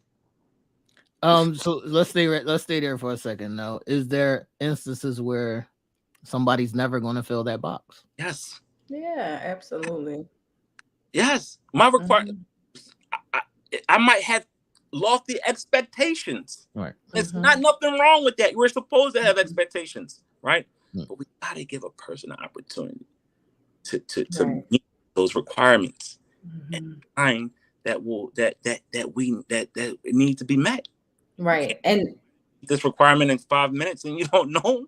Yeah. And not only that, like individuals might not necessarily, check that box off in the beginning, right? But the more and more they know you, the more and more they learn you, the more and more you guys are in a relationship together, that box may very well then be checked. So you have to allow opportunity and space for those things to, fill in. Because if you don't, then you're never going to know. And that person might not never get an opportunity to learn or to, to fulfill that specific need of yours and check off that box. All right. So I had made a simple checklist, right? Just because I was pissed off. I was sincerely pissed off. I made a simple checklist, right? And somebody told me that more people check all of these boxes than not. So I'm gonna tell y'all the list, and then I want to ask y'all if y'all feel like more people check all of these boxes than not. Are you ready now? Now say, here we go. Here we go with the bullshit. Here we go with the bullshit. You had to get a drink. Yeah, get y'all drinks because we about to get into some shit now. Once you piss me off, then I gotta take you off the fucking cliff. So, are y'all ready? Ish, you ready? I'm ready. All right, so y'all can play along in the chat as well, and y'all tell me the person has to check all of these boxes, and tell me if more people check all of these boxes or more people don't check all of these boxes. So the list goes like this, man. Physically attractive, smart, not broke, good sex, a great parent and friend, funny, and knowledgeable about like entertainment things like sports, music, movies, TV, whatever your thing is. And is like emotionally in tune with you. Nope. So do y'all think that more people check all of these boxes than not? No. Ish? I don't know. Come on, Ish. Don't play middle of the road.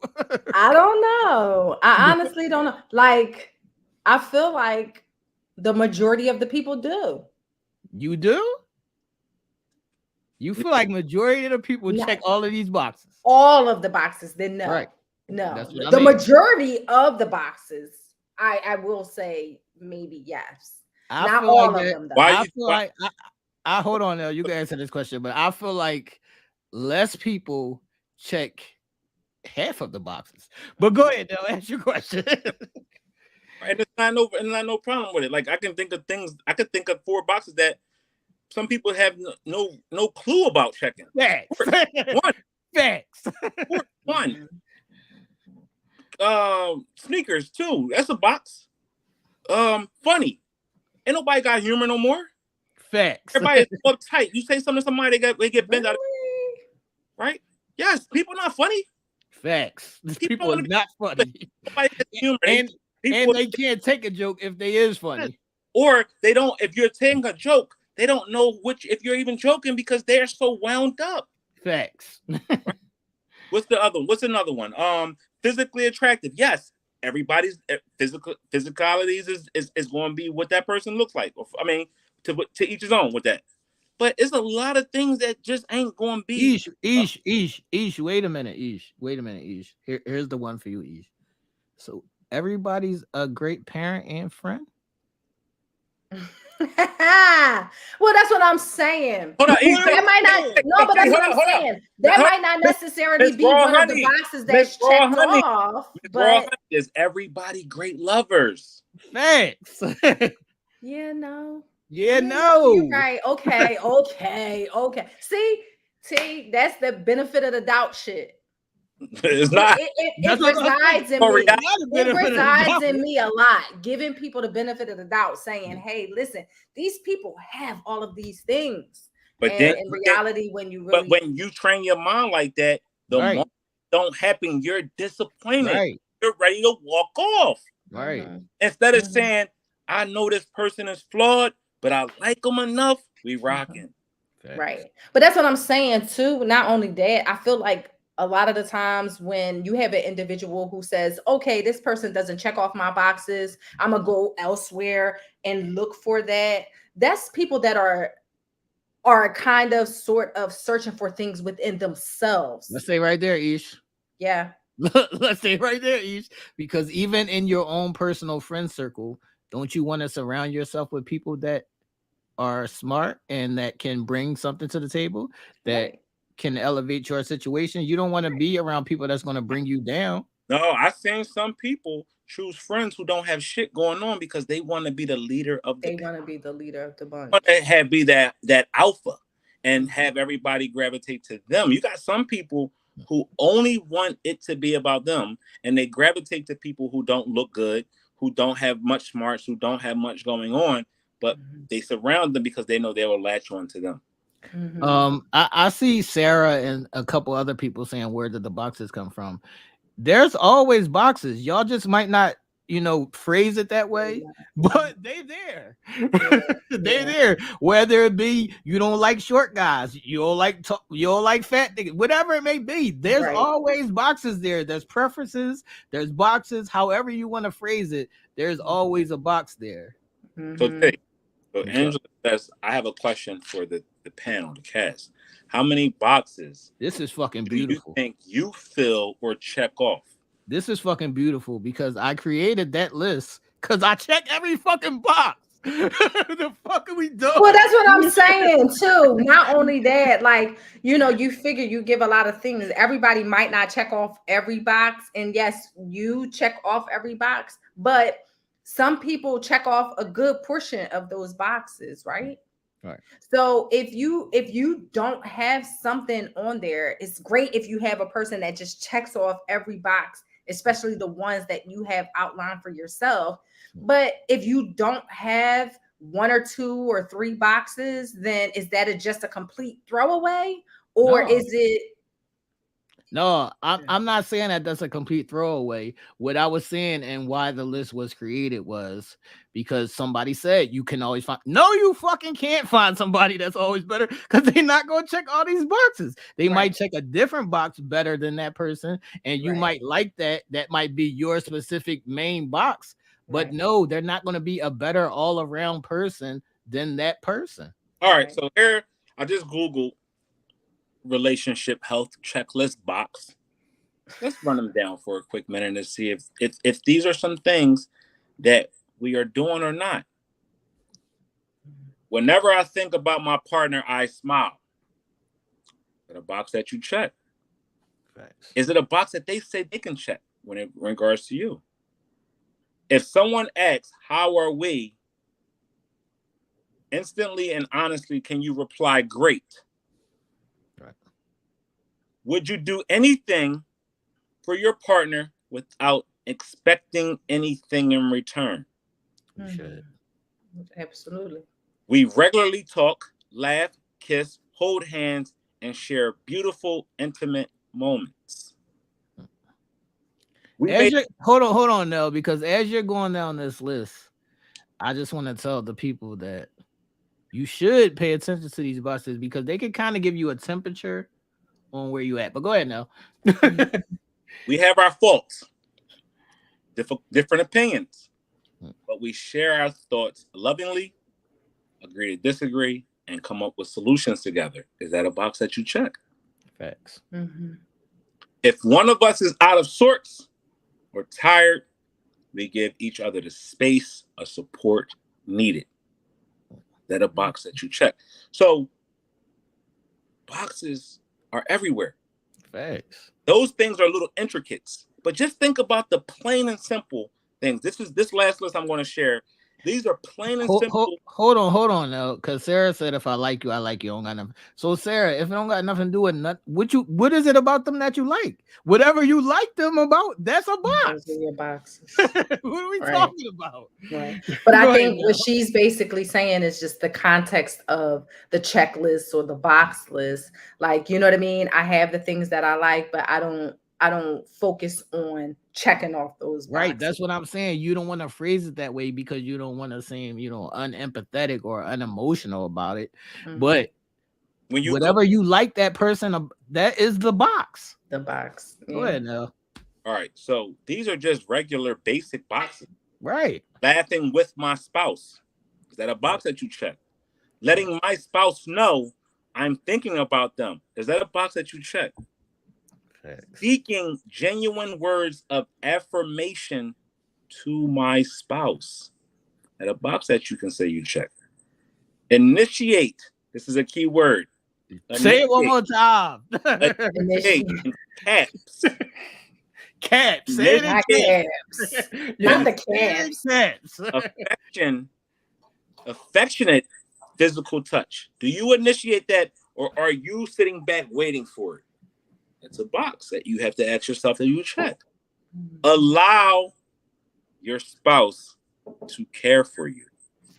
You may say, yes, I allow my spouse to care for me, but that is actually in the Diana, I don't know if y'all saying it was never a thing. It was always a thing my whole life. So everybody might not have seen it or viewed it in that fashion, but I've known this since I was a little kid. Go ahead now. Enjoying some sort of recreation with my spouse. Provide space and time for my spouse to relax. This is big right here. What's up? What we doing? Pray for my spouse. Facts. The last one, pray with my spouse. So those two checklists more or less had to do with relationships and how those things look. Are you checking those boxes? Not is your mate checking those boxes? Are you people that is here tonight? And that was the key point, Nell, because I made the list off the boxes that I checked. That you check, right? Based on right. So right. Can I be real? Right? I'm in a relationship, and the checklists that I just read.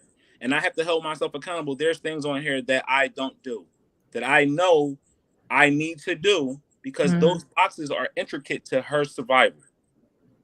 Actually, those boxes are key to my survival, our survival in this relationship, right? That's what we need to. That's what we need to look at it. How can I benefit from these boxes? From the boxes. Right. Look, Helen was saying, do it. No, Helen, it don't have to be with a spouse. This is everything that you come across with people, like healthy relationships.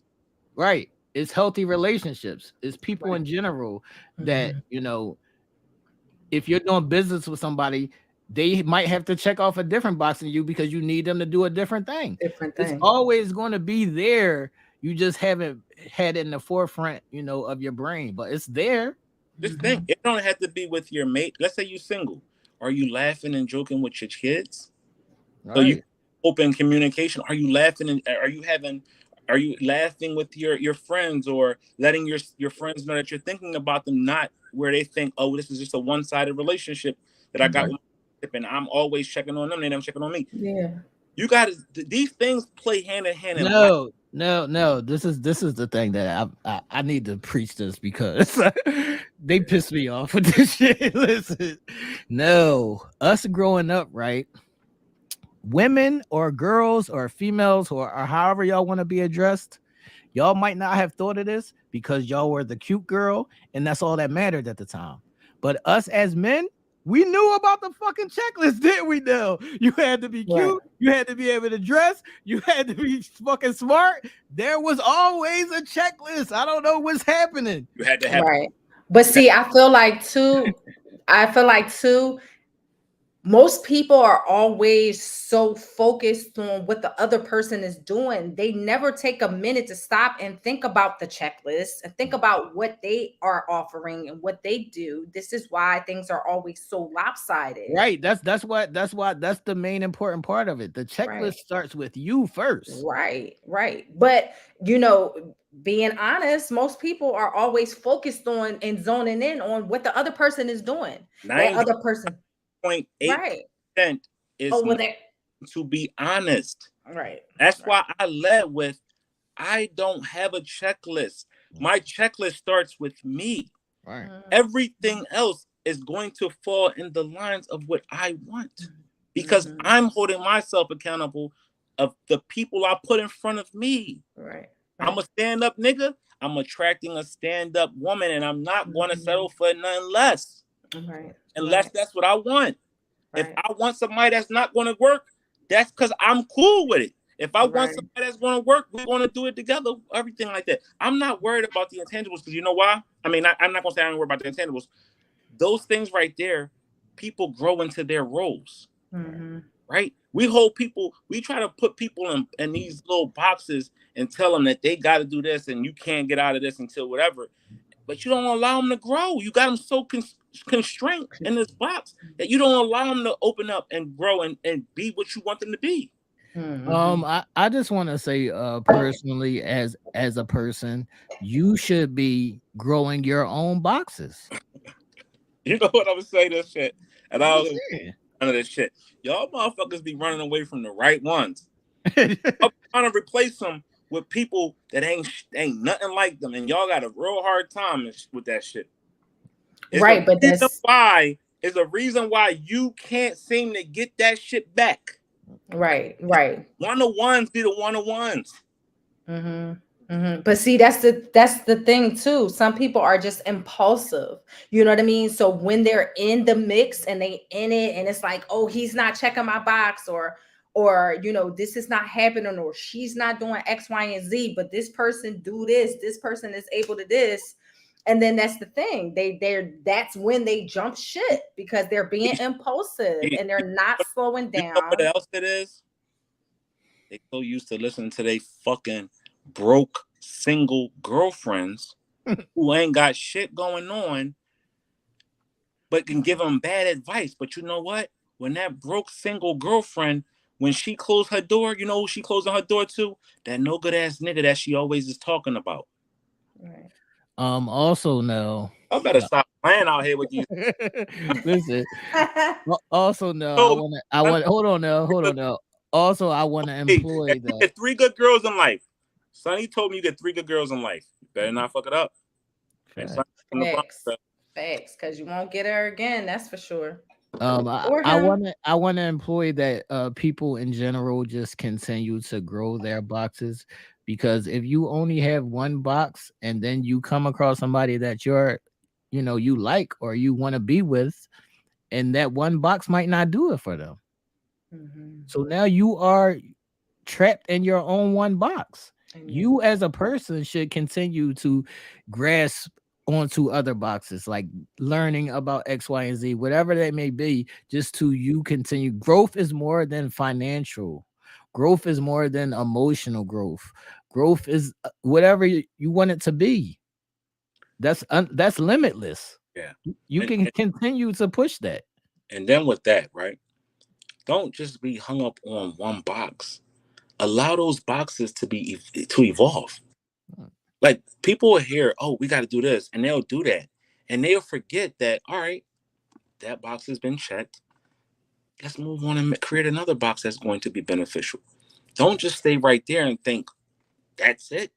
Continue to grow and evolve, and that's how these relationships start to take better new shapes and start to evolve in places that you didn't think was ever going to happen for y'all, right? You start to complete each other's sentences. You start to move in unison. Why? Because y'all now y'all so synced up because y'all have had the time to cultivate these boxes and checklists and grow into these roles without being held, without being like a prisoner in that role. It's a lot different when you're able to move inside of that role freely. You work a little better. Outcomes is always much more positive. Helen is asking a question, but I don't really understand the question. The question is a question. It's going to be off, but how do you balance it? Is that meaning like the not checking off all of the boxes? It depends on where your value lies in each box.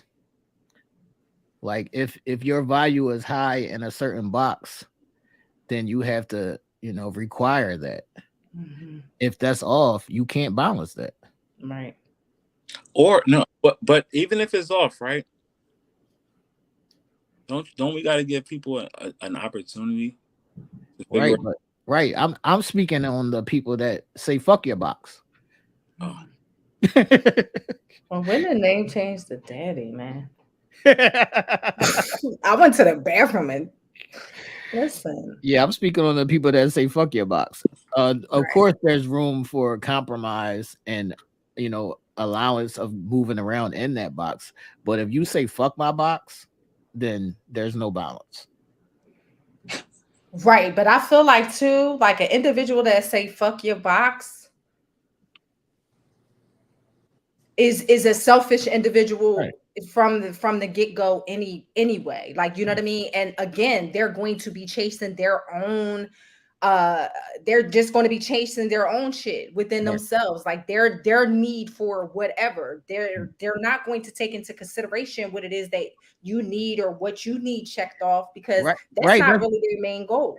That's what I'm saying. So if I like you and I'm interested in you, I want to know what your boxes are. I want to know, how I can help you fulfill your box. I want to know whatever your interest is, so I could be a part of that box.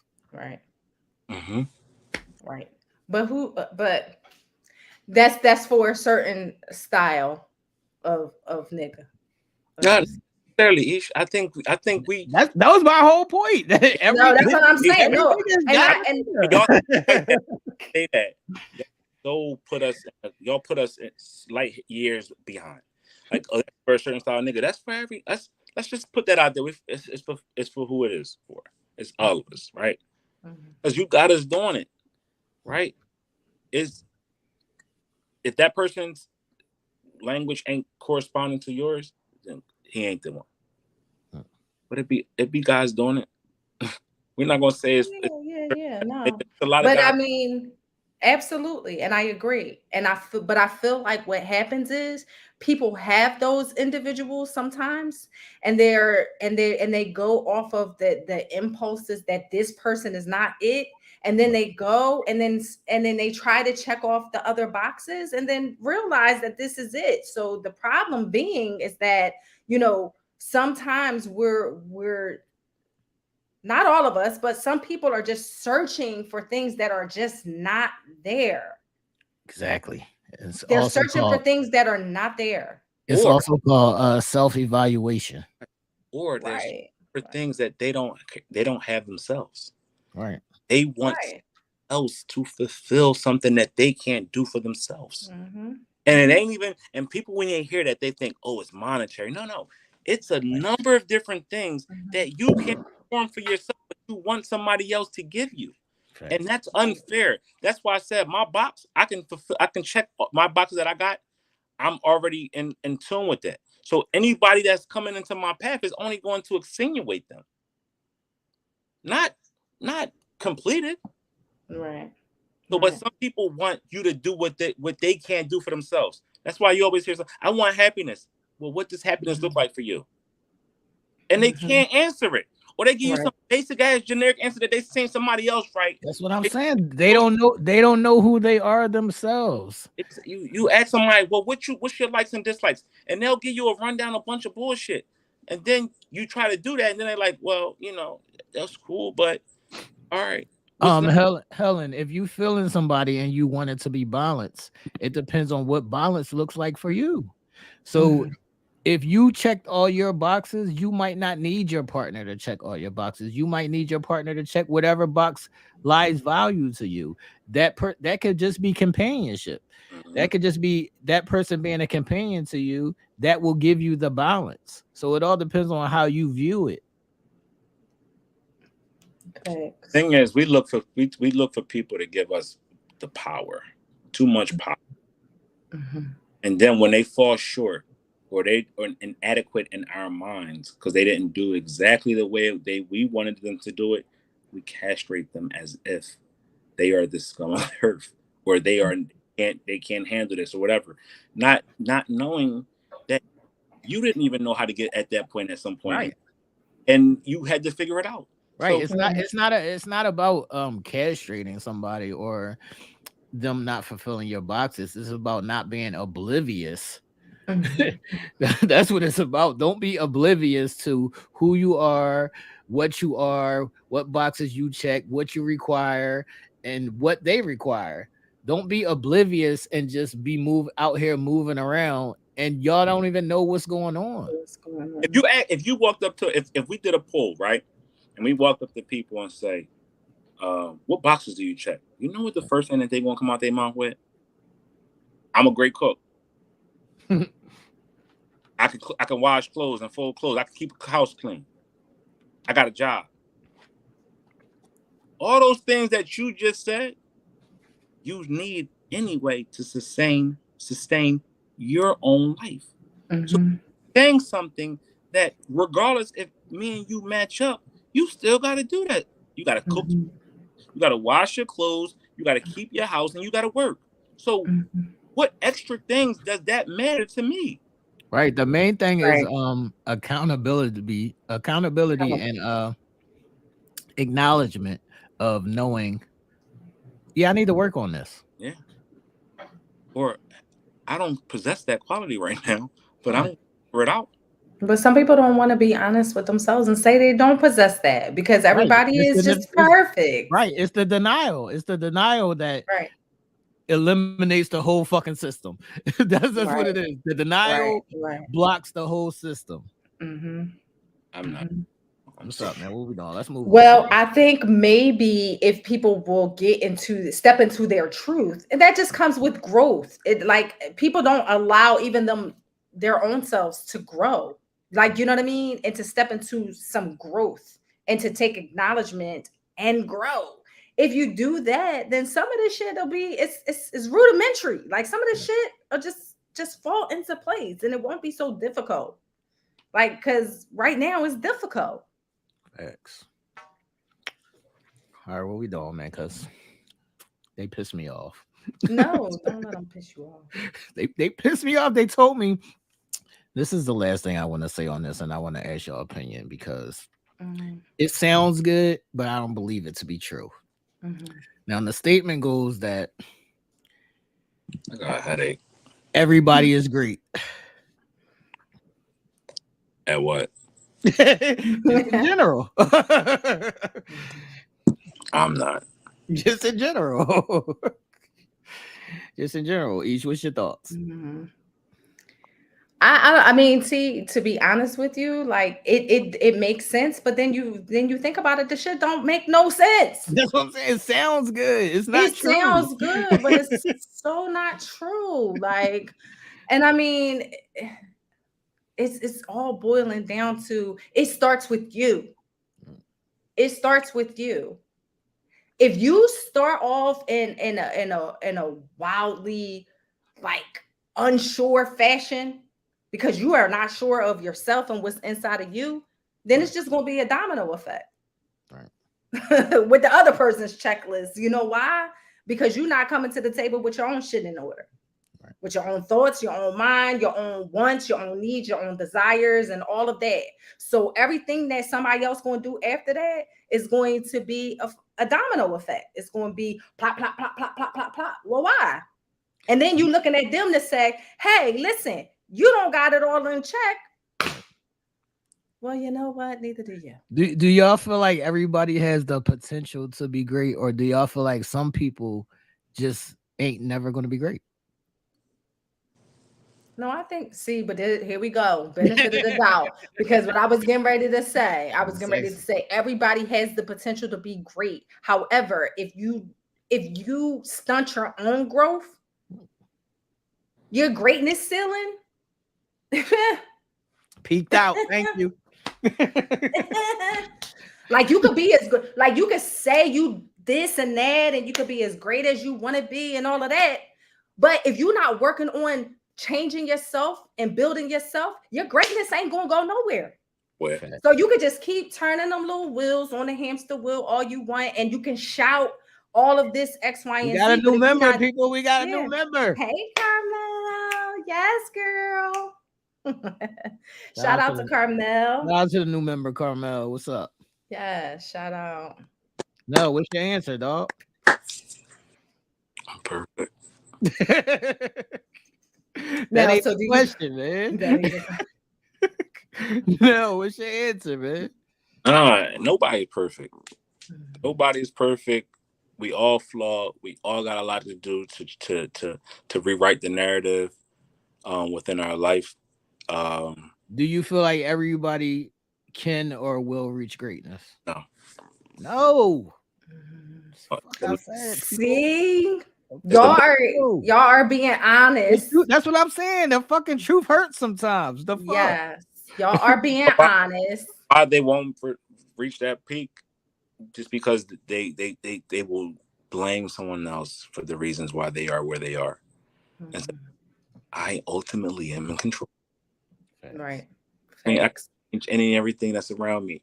I can move away and change everything in and around me and make it work.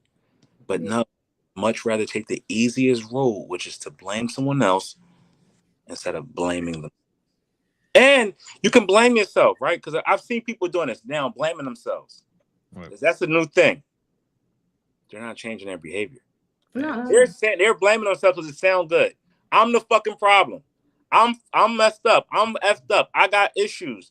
I know I'm the problem. But you know what? You're continuing to be the problem because you're not fixing it. You're just saying it because it sounds good. Facts. Hmm. But if you don't change it, then you're not doing nothing. It's still the same pattern. It actually is worse because Facts. you identify that you are a problem. And Right. ain't When doing you nothing don't about it. fix it, it's worse than if you did not know. Right. Facts. What's up, Isha? It's on you. I don't know. Listen, I'm saying get your checklists in order. Start with yourself first. Start with yourself first. But we already know what tonight is. It's the erotic zone with Ish. I gotta definitely shout out to the S gang. What's That's gang. What happening, up? y'all? What up? Shout out to Carmel, who is the newest member of the crew. Shout out to you, Carmel. Thanks for your love and support always, always, always. But tonight for the erotic zone, we got something fun. We got something special and spicy for you. We got a special guest. He hails from West Philadelphia and resides in Florida right now. So he is enjoying all of that beautiful, beautiful weather down there. He is the one and only, the venomous poison. Okay, he is the face of CameronBrownLifestyle.com, which is the affiliate marketing business that he has going on. He Oh, is ladies, are also y'all ready for this? Is the yes, ladies he ready for this? is the ladies ready for this. He is also the face of poisonexoticentertainment.com. Okay. He goes by the name of Cameron Poison Brown on Facebook. He is one of the I'm going to say amazing exotic dancers out of Philadelphia. He is one of those individuals that is going to bring all of your fantasies to life. He is Poison. So we are going to welcome our special guest to the erotic zone tonight. That's me. What up? Thank you. I think we Okay, gotta. I okay. think we gotta bring them in. Okay. What's up? I see Out. you, Poison Junior. I see you, Poison Daddy Diddy Junior. What is happening? What's What up? is happening? Good. Are we ready? You ready, Cam? Yeah, I'm just trying to get some better light. That's all. Okay. Well, we got you live. The ladies is here and ready for you. What is up, sir? Good, sir. How are Shout out you? to the S gang, man. Shout out to the S gang. So Cam, let me introduce you to T. That's Mr. Happening, Teddy man? May himself. What's up? Mr. Diddy, Mr. Nell, make it make sense himself. This is the venomous poison. Ladies, say hi to Poison. Put up some snakes in the chat for the venomous. Look at What's Janine. going She's on? trying to get a show already. Look, Janine said, "Are we Janine. getting a show?" Well, Janine, you know I gotta Calm keep it. down, Janine. Listen, Jeez. Janine, I gotta keep it PG. I Look, definitely have to keep it She's PG. trying to get a box filled. She over here trying to This get a is box filled. listen, Janine, listen. We will make sure you have all his handles and all his tags. Right now, you could see, the content and the shows and all of that on poisonexoticentertainment.com, man. And But tonight we're gonna keep it PG. if you go to poisonexoticentertainment.com, on my website, I actually have videos of me performing. There you go. So we're gonna keep it That's PG in the because we gallery got the section. There's pictures, and then under the pictures, there's videos of me performing. So yes, the ladies yes, can yes. actually see what they're getting when they, hire me for a show. Before they actually see me perform, they can see me perform. What? Whoa, Absolutely, whoa, whoa. absolutely. Janine says she's seen There a you lot of go. people. To see, Whoa, whoa, whoa. Poison. You got fans already in the chat. Janine says she's I've seen been you doing a this. few times I've been doing doing this it. all the time, baby. I'm a Yeah. vet. So why don't you do this for those individuals who haven't actually seen you perform or who don't know much about Wait a you? minute, Each. Do me and Oh, Nell need to back up for a second? no. Oh, We're gonna all give you guys. right. Yeah. We're gonna give you guys the opportunity and all of that good stuff. I just wanted him to give a little background of his story a little bit before we hop into the topic. So Cam, tell us a little bit about, and I keep calling him Cam because I know him very well. We've been friends over 20 years. But Poison, if you could just tell the crew and the people in the chat a little bit about yourself. Well, I'm from West Philadelphia, born and raised, WESTPHIOOY.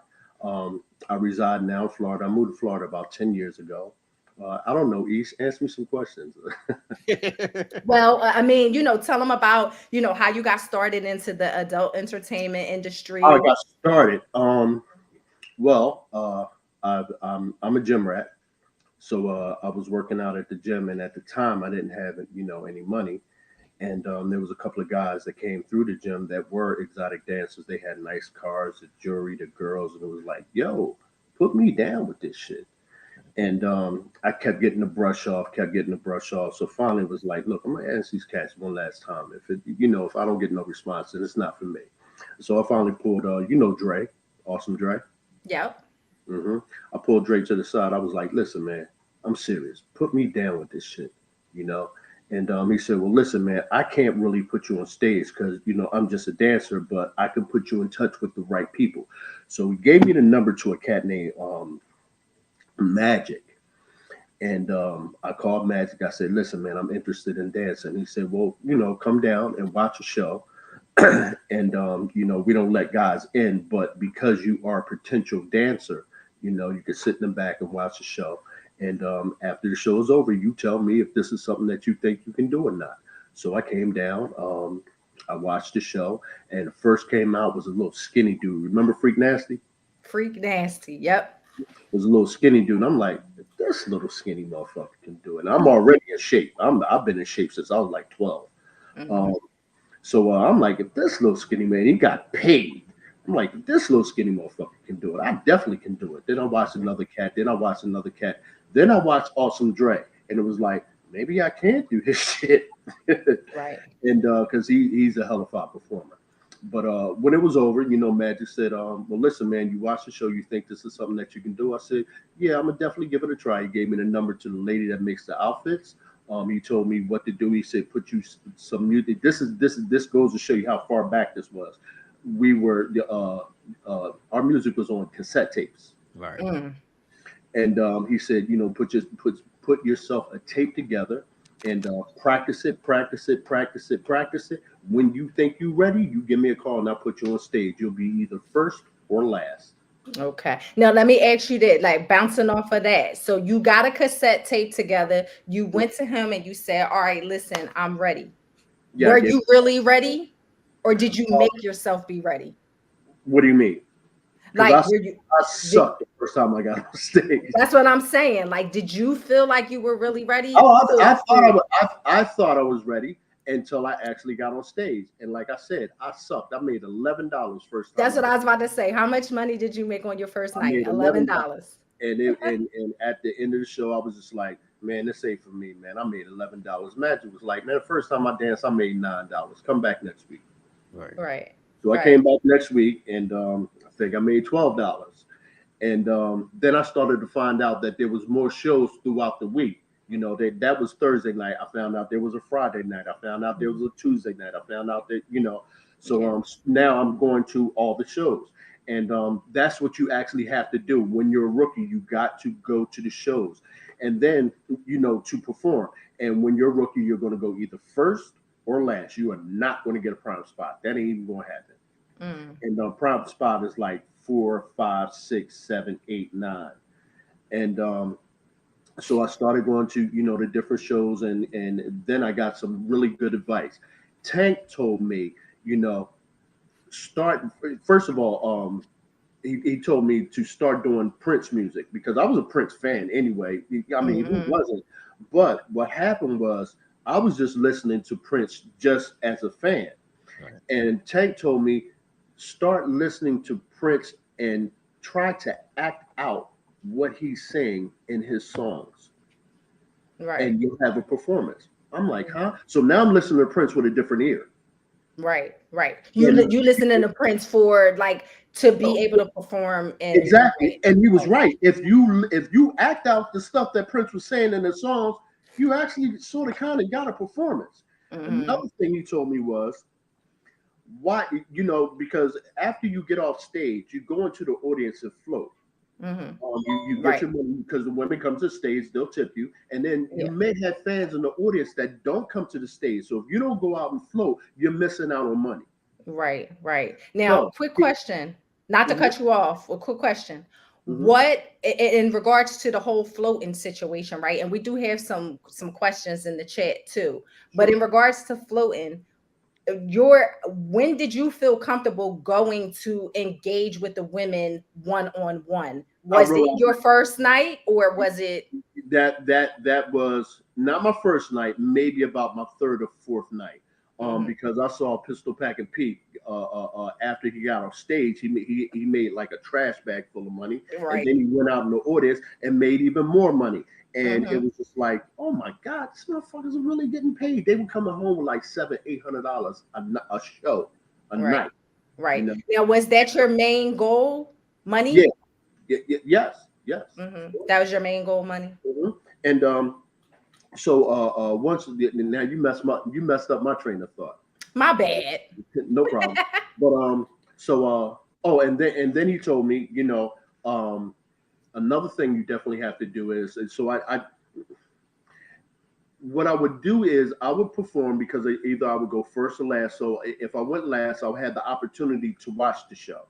And if I Mm-hmm. went first, watch the show up until it was my turn.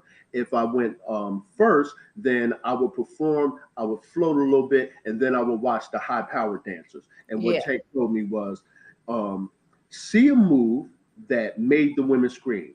And Mm-hmm. then what you do is, because all of our moves are recycled, but what you do with a move, or what he told me to do with a move, is see if you see a move that somebody did that made the women scream, see if you can duplicate that move and then take something away from it or add something to it to make that move yours. Right. Okay. And then Okay. what you do is you start putting together move after move after move. So you'll separate your moves with like a power move or Mm-hmm. floor work and then some Mm-hmm. hip movement, and Mm-hmm. then a power move, some floor work, and some hip Mm-hmm. movement. And now Mm-hmm. you're actually putting a routine together. Right. All right. So now, staying in that phase, in regards to creating a fantasy, doing your moves, intriguing the women, getting them to be engaged in you, to make them want to give you money, want to see you, want to be one-on-one with you. How do you come up with those things that create the fantasy for the women? Well, right off the bat, I'm not gonna lie, I'm not a dancer. Like I'm not gonna go to the club. You'll never see me at a club on the dance floor with my silk shirt all sticky to me. I'm not that dude. I'm not a dancer, but I am a performer. Okay. Mm-hmm. So what I do is I work on my performance, and if anyone has ever seen me perform, they'll know what I'm talking about. I'm not a dancer, but I can perform the shit out of a song. So what I basically do, or what I try to do, is I try to make that song as interesting as possible. Mind you, we don't really do entire songs. We'll do a piece of a song, a piece of a song, a piece of a song, and then an entire slow song. So the pieces of songs that I'll do, and that basically everybody does, I try to act it out, or give my best rendition, like I'm the artist that made that song and I'm performing it for my audience or for an Right. audience. So Right. Oh, that's how I channel my thoughts of making a performance. So that's making how a I channel my thoughts performance. of making a fantasy. I got you. I got you. All right, let's go to the comments in the chat real quick. See No Stress says, what are some of your struggles that you deal with in the business? Now, we know this business is crazy. This adult entertainment industry business is crazy. What are some of the struggles that you personally deal with? Um, I I really don't. N- None really, because what I do is, or what I've done, what I found out to do is anything that, and this is life in general, anything that becomes a problem, I try to limit that problem. Here's a perfect example. Um, I'll tell new dancers this because this is what I used to run into all the time. This was a big struggle. Getting to a show and not getting a number that you like. Mm-hmm. Right. Even if you're a high powered dancer, sometimes there's just so many high powered dancers that you'll get you're 14, you're 15. Mhm. So one of the things that I started doing was, as soon as you call me and tell me that I'm on a show, I negotiate my number right then and there. I'd Mhm. like to be number 6. Okay. So you're able to do that? You're able to do Right. that? Yeah, well, because I know at that point the lineup hasn't been made yet. Right. The more seasoned you are, you know what to do. Right. Exactly. Mm-hmm. So taking that example, that applies to everything. I try to limit any struggles that I've come across in the past with conversation beforehand, during the show, or even after the show. Right. Okay. So So, it has put my struggles mhm. to a minimum, To and a I try to minimum. feed Got that information to to the newer dancers, or uh, yeah. or even the seasoned vets was like, damn, I never thought of that. Right. So where do you make your most money? Where, if you could say you made your most money, would it be in Philly or would it be in Florida? That's a question from the chat. Two total different Venue market. situations. Yeah. Um, yeah, in Florida, unfortunately, there's no weekly shows. Okay. There's not one weekly show here. In Philadelphia, there's like 4 weekly shows throughout the week. So there's no place to showcase your talents. All right. Mhm. Here, basically, I mostly do private shows. Right. And how I still get private shows is through my website.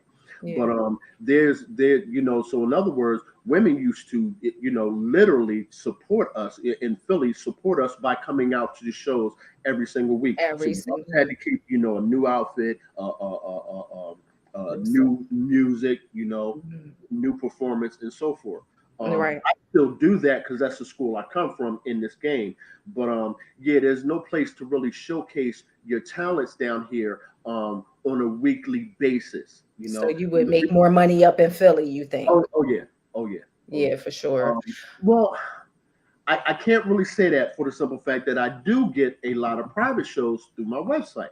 Right, Like right. I'll do like maybe 4 private shows a weekend. You know, Oh, well then that's good. So yeah, right. you have the potential to make, yeah, Right, but in Philly, you would still get them for private shows, but you would also, dance throughout the like. You can see, you don't have to have a job doing it. You can seriously make a living at this. right.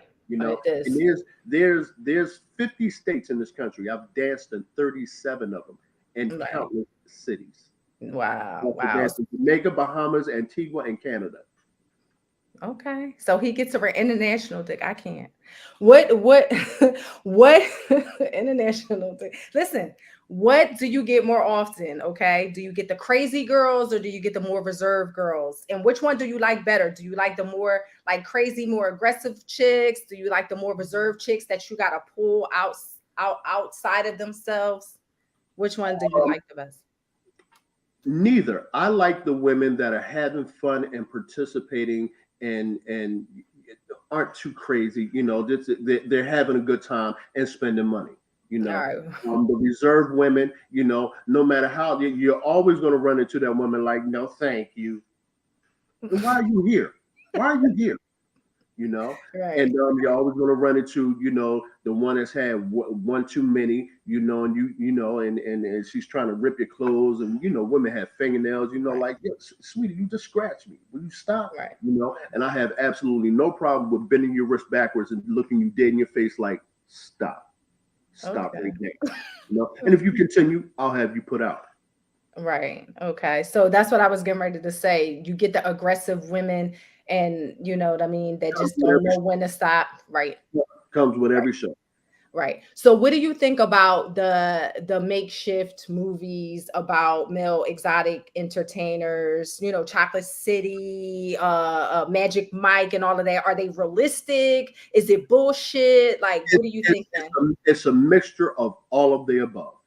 Okay. Uh, of course, me being in this business, I'd like to see, my game, on the big screen. Um, all of the above. I can definitely see like that would never fucking happen. Or, oh yeah, that's real. Perfect Right. example. Perfect Right. example. All the Queen's Men. The very first episode, they touched upon the risk of beefing up Hmm. because Explain what beefing up is for people I that am. don't understand. I Hmm. am. I am. Masterpiece. His name is Masterpiece in the dance game. I know Masterpiece and the bald head guy. Have Hmm. you watched Queen? Have you watched the show? I have not fully watched the show, but I Okay, know no some of the problem, no people. problem. Mhm. But I know Bolo and Masterpiece. Right. Masterpiece. His character is his penis is dying, and the reason being is because he ties up too tight. What we do as entertainers is when we get on stage, our dick is hard the entire time that we're on stage, and they're like, "How do you do that?" This is how we do it. What we wear cock rings, Hmm. and what happens to a male penis when you put on a cock ring is basically a tourniquet. Okay, if I got cut here and if I got cut on my hand and I want the bleeding to stop, I would tie off my wrist. Hmm. Okay, so if I want to keep my dick hard, I'll tie off at the base because what happens to the male penis when it becomes hard, it becomes engulfed with blood.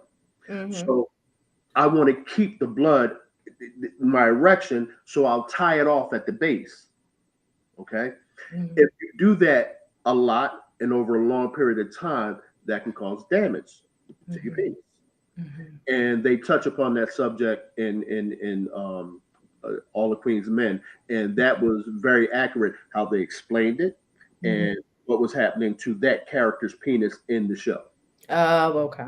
So that's So real. That was real.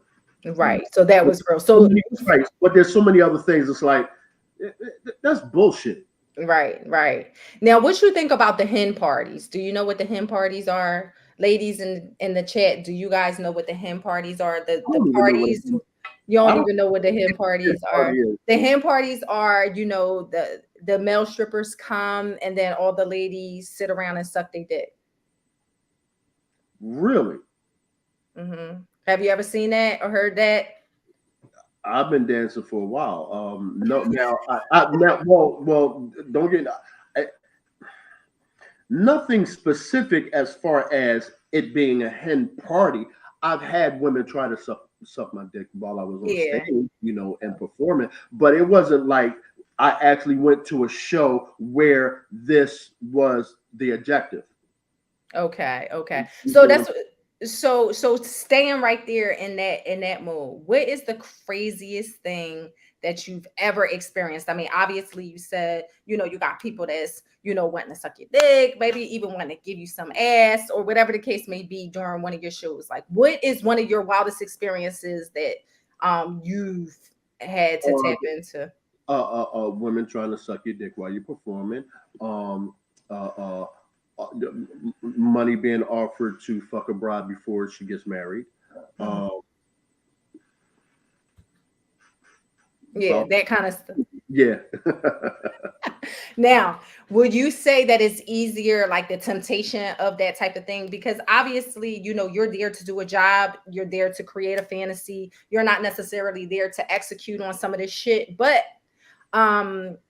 would you say that there has ever been a time where you've been tempted Yeah. to do? Okay. Yeah. Yeah.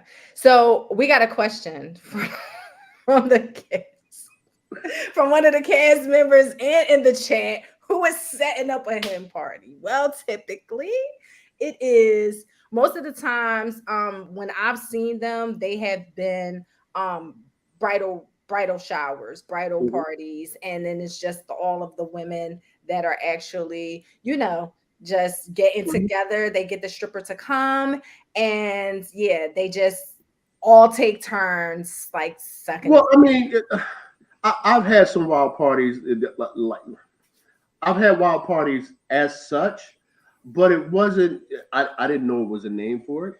And me getting there, I performed. So it wasn't like that was the objective. It turned into that. Right. But And that that's wasn't like the objective. Like they called me, like we're having a hen party, and and like I said, I'm just being aware of the phrase. But that wasn't the objective. I have been to parties over my career that it has turned into that. Yeah. Now, But I don't even think that was the objective for them going in. Right. They just, having a good time. A couple women are drunk, and mind you, in those situations, there's a couple that went a little further. But on that same token, you'll see on the outskirts, like, I can't believe that bitch did that.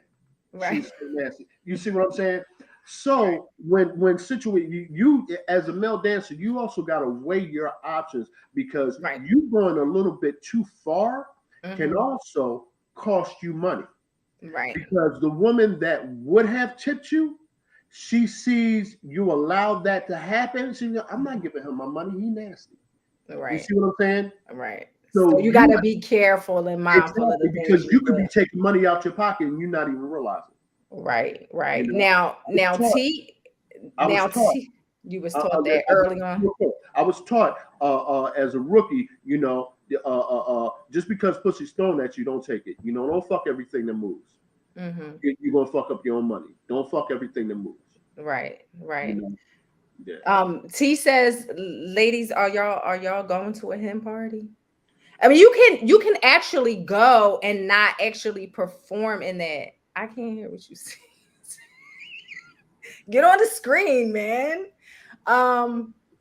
Get on the screen. How do you practice discernment when enticed? Huh? How do you practice discernment when enticed? It depends on the situation. It really depends on the situation. If I'm not feeling it, or just it depends on the situation. Right, right. Have you ever performed? And these are all questions from the chat right now that we're Mhm. answering. Have you ever performed for the Mel Review at the Chit Chat Lounge in ATL or Luscious Playhouse that comes from See No Stress? No. No, no. What is one place that you would like to perform at that you haven't yet? Hmm. I've been a lot of different places. Hmm. As far as cities, is she saying specifically a club? Um, I'm not sure. Um, I just go where the promoter calls me. You know, Okay. um, I Yeah. just go wherever somebody calls me for a show, I'm there. That's what I do for Right. a living. I don't Right. turn down no shows. The Right. only way Now, that I'm going to turn down a show is if I'm overbooked. is it right? Okay. Now, what do you do to keep yourself in shape? To keep yourself like looking excellent for the ladies? Because I'm it's all about the visual, I'm a gym especially. I'm a Yeah. gym rat. I'm a Uh-huh. gym rat. I also fight boxing, MMA, boxing, kickboxing, taekwondo, jiu-jitsu, grappling, and of course Muay Thai. Right. Um, and I started lifting weights at 13. I started boxing at 13, Hmm. and that's the one thing that I've been passionate about, pretty much so all my life. All your Well, life. since 13. Yeah. Um, I there's a little story that goes with that. Um, I know my father. Well, he's passed now. I knew my father, but him and my mother broke up when I was very young. So my dad moved to New York. So growing up, I lived between West Philly and South Bronx because I was during the winter or during the school year, I would live with my mom, and during the summer, I would live in South Bronx with my dad. Hmm. So I knew my dad, but still, him not being there every single day, I'm looking for a father figure, and Right. did not like none of the dudes that my mom dated. Didn't like none of them niggas. Hmm. But when I was 11 years old, my mom, I couldn't stand this motherfucker, man. Hmm. Because he used to put his hands on my mother. I hated this dude, but Hmm. he did do one thing for me. Hmm. Um, Me and my mother were in a supermarket, and we were, how they had the magazines right there at the checkout just Right. before you pay for your stuff. And I Right. saw a bodybuilder on the front of a magazine. Hmm. And to me, that's what a man looks like. That's what a man is supposed to be, And I knew to look like that, you had to lift weights, because I Hmm. wanted to be a man. I needed some type of guidance. And so I asked my mom for some weights, and a woman, she doesn't get it. She's like, "No, boy, I'm not buying you no weights. You tear up my house with that." And I asked her for every opportunity I got, I asked her. And for 2 years, she told me no. Finally, this idiot named Ordell, um, he said, "Madeline, Cameron's been asking you for weights, for a while now. You don't understand. He's a boy. He's grown into a young man. He's going to be a man. He needs some weights." So with him saying that, she bought me my first set of weights. Do you remember the plastic weights? They were different colors, Yeah. and they were filled with cement. That's what she Hmm. bought me. From that day that I got my first set of weights, and for my 13th birthday, I've been lifting Hmm. weights ever since. It's the Ever one since. thing it's the one thing that I've been continuously passionate Hmm. about all my life. She bought me that, and it was all she wrote. And then from there, and now mind you, now I got all the kids on the block, all the guys on the block coming over my house. All we knew how to do was bench press and curl. And Right. finally, around 16, I started going to the Y, and then Hmm. found out that there was different body parts to work. And but it's the one thing that and I started boxing at I see. 13 too. Um, Yeah. so Well, I that's good. That's good. That keeps you in shape for the performances. It definitely gives the visual perspective. So we got another question in the chat. Is there competition amongst the male dancers, oh or yeah, is it a brotherhood? it's a brotherhood and it's a competition. It's a combination of both.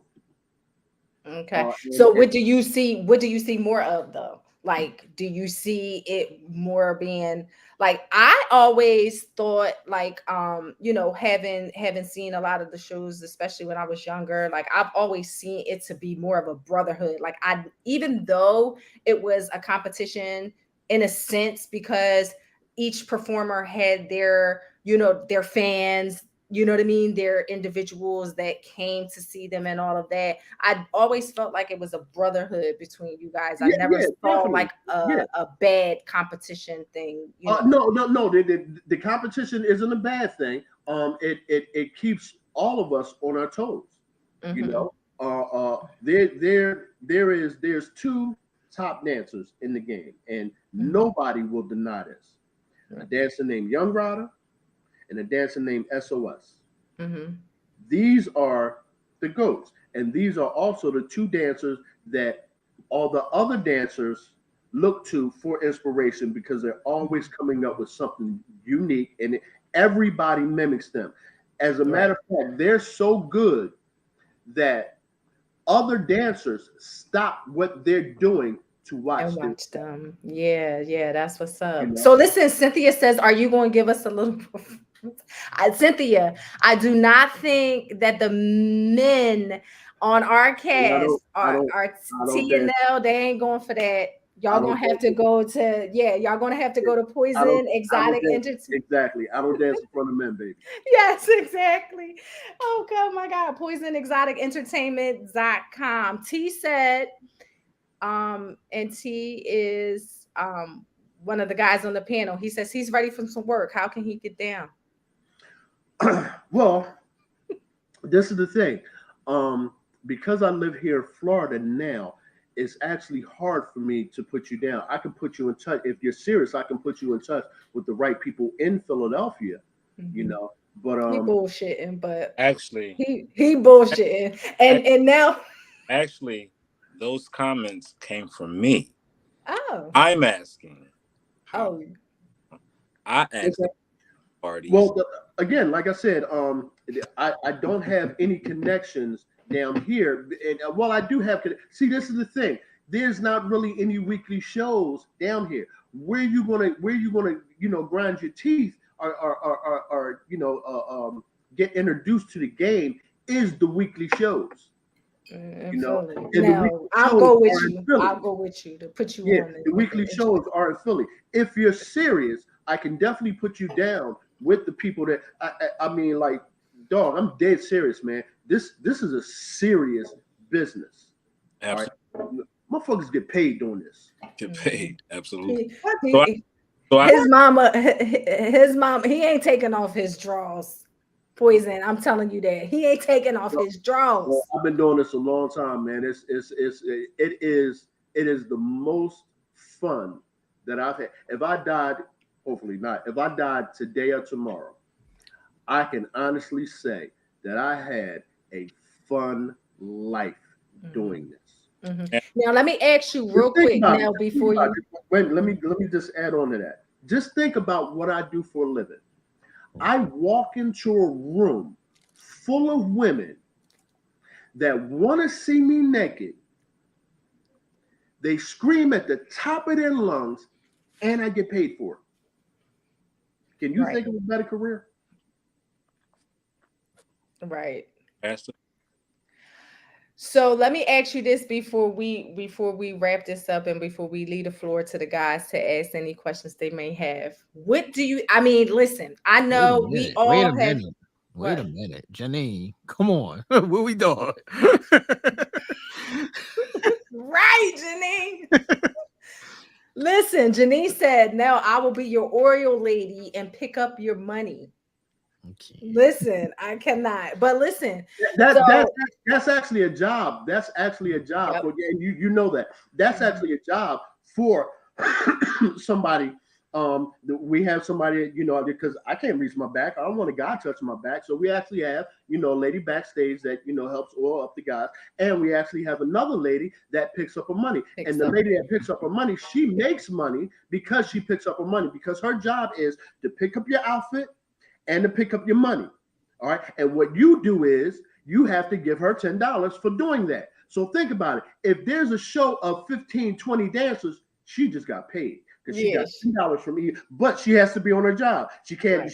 She got to make sure that all the pieces of your outfit gets back to your dance bag. All of your money gets back to you. You see what I'm saying? So Yeah. she definitely has a job. So she's running back and forth all day. Making But that money. right, exactly. But she gets $10 for doing that from each dancer. So she Right. just had a good night. Yeah. So let me ask you something real quick. All right, you know how y'all do the flips and y'all do the spreading of the legs, and sometimes y'all Mhm. being real intricate with the women. There is this ongoing thing online, and we talk about this a lot on the show. What do you think of stinky boxes? And I've run across a good few of them. Crazy. Well, this is what you do. You be professional. You don't let you don't disrespect anybody because that can cut money out your pocket. You just play it off. You just play it off. If because we don't actually eat pussy on stage, but we'll mimic like we do. Like if a woman has on a skirt, I'll put my head up under her skirt real quick and then pull it back there. Stuff like that. If she has on jeans or short skirt, I'll spread her legs. Play with her legs. I'll play with her clit and then put my face down there and then pull it back. And I've put my face down there and was just like, oh God. And then pull it back. But I'm not going to let her know, and I'm not going to let anybody else, because she also got a handful of money. You see what I'm saying? So I want that money, Right. So I'm not going to be disrespectful or anything like that. So you just play it off. Right. I gotcha. Guys, what's up? Y'all got any questions? Yeah, I got a question. I want to know, have you ever seen a guy change the course on bridal like a bridal party? What do you mean? Like before she was about to get married, one of y'all went in there and then no more marriage. I'm totally unaware of that because we're there for the bridal shower. Yeah. I don't know what happens the next day. You see what I'm saying? I was only there. I was only hired to perform for that. So I don't know if, he found out later on and said, fuck you, bitch, I'm not marrying you. I have no idea. Okay. No, you got it probably has happened. Right. Oh, I'm sure, but I would be totally unaware of it. Right. So how often do you get an opportunity to tell your story? Because your story is need to be. Over my career, I've told my story a good couple of times. Yeah, I've told my story a good couple of times. But mind you, my story isn't unique. Right. This story you will probably get from 90% of the dancers that I work with. Because mind you, I work with a lot of dancers because another thing that we do is we network. Okay, I work with, and all of us work to get the dancers from Baltimore, the dancers from Jersey, the dancers from DC, because we're called out of towners. If I'm from Philly and I'm booked in DC, then I'm booked to DC as an out of towner. If we're all in Philly and a DC cat, he is booked as an out of towner. So there's headliners, from almost every state. All right, Ish, I got two questions. Have you ever been stalked? Yes. And yes. Yeah. So how did that go? I actually I got the smartest advice because at first it was like, man, I'm not no fucking punk, man. What kind of shit? But then it was like, once it was explained to me, it was like, you know what? That makes sense. I had to get restraining orders.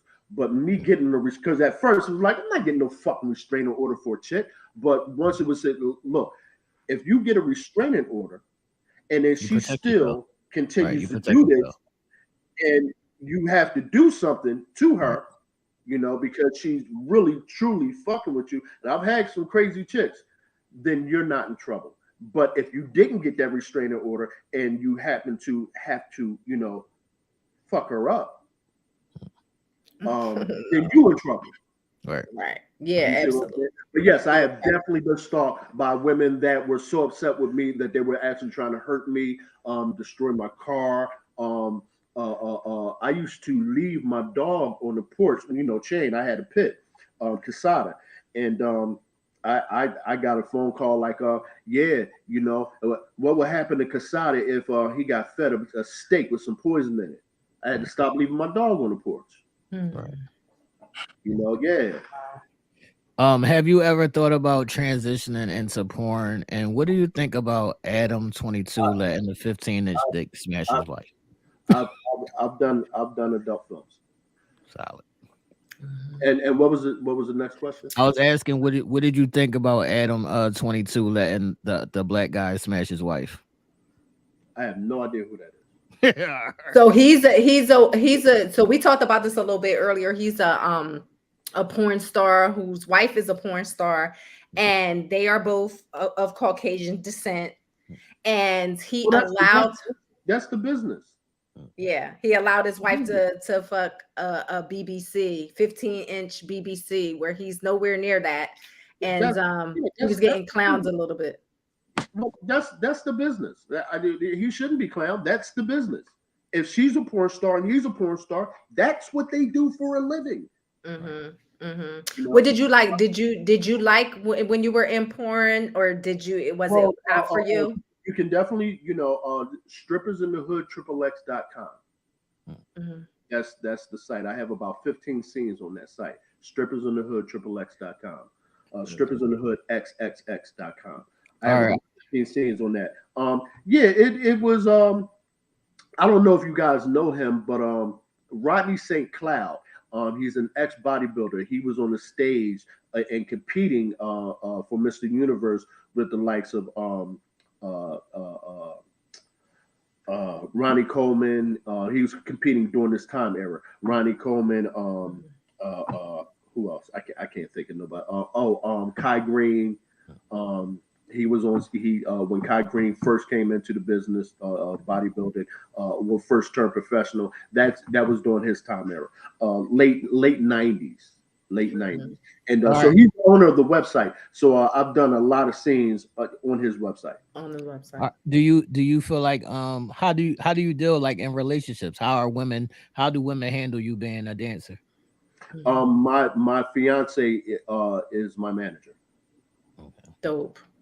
So she is totally comfortable in it. Yeah, because it's all a business, and then when it's home, right? And mind you, she was managing dancers. She was in the game before I was in the game. She was managing dancers before I even thought about dancing. So she totally, understands the business, and she put me down with stuff. I knew nothing about merchandise before I met her, but after I met her and we got serious, I had coffee mugs, I had car air fresheners, I had mouse pads, I had remember the naked playing cards? Yeah, you had those too. Calendars, I'm sure. Yeah, I had my own playing cards. I had calendars. I had picture women's panties with poison on the back of them, socks, baseball hats, t-shirts. Yeah, I didn't making it a business. Yeah. Okay, so before the fiance who's in the business, with women who don't know the business, was there trust issues? I wasn't in a relationship. Okay. I had plenty of female friends, but I didn't claim a girlfriend, and I made that very clear. My situation was, and this is like a lot of dancers, I had a woman for certain things. I had a woman that bought me my outfits, my dance outfits. I told you each compartmentalize. Talk about their woman that bought me my outfits. I had one woman that bought me my street clothes. I had one woman that paid my rent. I had one woman that just strictly put money in my pocket. I had another woman, her job was to make me look good on stage and tip me. Yeah. So before we wrap it up, right, real quick, tap in a little bit to the KeKe Palmer shaking, not shaking. I'm not gonna say shaking, she wasn't, but the whole KeKe Palmer and Usher situation. Yeah, we talked about this earlier. From what I understand, because I was unaware of that as well. From what I understand and from what you told me, he was upset. Her boyfriend was upset because Usher pulled her on stage. And I told you the story about we don't allow guys at our show, and not that we allow guys in our show, and like this is a definite no, but not that we allow guys in our show in the past. But so this is what happened. But the guys at our shows is definitely a no-no because of this situation. But we didn't allow guys to come up and hang out and while we're on stage dancing anyway. But there was one situation. This is about a year before I started dancing, and this was like a common story. I've heard this story plenty of times, throughout my career. But this one incident, this happened in Philadelphia. It was a two-story building, and the top floor is where we performed, and the bottom floor was a bar. There was a bar upstairs as well, for the audience for the show. But on the bottom floor, it was a regular bar, where men and women could come in. And this guy told his lady not to go to the show, and she went to the show, and she went to the show with her girlfriend. And so he came in the building at the bar, sat downstairs for a little while, had a couple of drinks, and then went upstairs and shot her to death in front of everybody. So from that point on, it was like no dudes allowed in our shows at all for that, unless you have something to do with the show, unless you're a bartender, DJ, security, no dudes at the show. Right, because it gets to be an emotional space where they don't know how they're necessarily feeling. And to be honest with you, regular niggas hate us. Thanks. You say they hate you. I've been there. They do. What you mean you've been there, T? I'm just saying. Regular niggas hate me. First thing out their mouth. You faggot motherfuckers. What about me makes me gay if I'm dancing in front of women, taking my clothes off and getting paid for it? How do you even perceive that as being homosexual? Right. But that's usually the first words they regular niggas hate. I've had to fuck a couple of dudes up. Yeah, and I can only imagine how that turned out. Oh yeah, I can only imagine how that turned out. No problem putting a grown man in the hospital. No. Right. Well, while we wrapping it up, make sure you give us your handles again, because I know I kind of gave them in the beginning where I said you were the face of CameronBrownLifestyle.com and Poison Exotic. CameronBrownLifestyle.com. I'm an affiliate marketing product influencer. Okay, so what that basically means is I write blogs. So basically, that is a lifestyle blog. That everything that makes Cameron Brown me. In other words, beard care, skin care, all products that I use or utilize are on my website, and all you have to do is push the whatever you see, like you'll see a picture of a beard care kit. If you push that picture, it takes you right to Amazon to buy that specific product. Right. Okay. And or so I have plenty of blogs on a variety of different subjects. I write the blogs from working out, and I break down each body part to, like I said, hair care, beard care, and so forth. And if none of my products interest you, regardless, scroll all the way down, no matter what page you are within the blog, you'll see the word Amazon, push the word Amazon and go shopping. It's the same exact portal as the app that's in your phone. The reason why I'm asking you to do this is because whatever you purchase from Amazon through my website, I get 4%. I get 4% of that, a commission of that. Exactly. So I make commissions off of whatever you buy from Amazon through my website. So if you buy something from Amazon from your app, of course, I'm not going to see $1 from that. But if you buy something from Amazon going through my website, I get a commission for it. Nice. Now tell us about Poison Exotic Entertainment. Poison Exotic Entertainment, that is for me to get shows. That is you'll see a variety of pictures of me, video. I also do sip and paint parties. I'm a model for sip and paint parties. I also do massages. And what else? That's what's up. And then you can follow him on Facebook. I know you do have an Instagram. What's your Facebook handle? What's your Instagram handle? Because I know the ladies are definitely going to want to check you out. Yeah, Instagram is also Cameron Poison Brown, and Facebook Facebook is as well. is Cameron Poison Brown. Got it. Got it. Got it. Well, I'm gonna put you in touch too with Mr. Nell. Make it make sense. Appreciate it. He is to your he definitely wants to talk to you a little bit more in depth about your story. Mm-hmm. So anybody else got any questions No, he's straight. before we go? Kim. Aisha. My guy, thank you so much for joining us tonight. We really appreciate it. I know the ladies was hoping to get a little extra something special tonight, but we could not make that happen. But make sure you ladies go check him out on poisonexoticentertainment.com. You can see all those photos and videos. We thank you so much for being a part of the show this evening and giving us some of the Anything for you. some of the good stories and What, stuff. what we got? A 20-year friendship? 20-year friendship. 20 He's, year friendship. he's, I mean, maybe even more than that, honestly, like 24. yeah, Because I think I met you when I was like 21. So yeah, he's met me at a show. I met him at a show. Yep. My cousin took me to a show for my 21st birthday. This was like her little crew. She took me to a show for my 21st birthday, and it was up.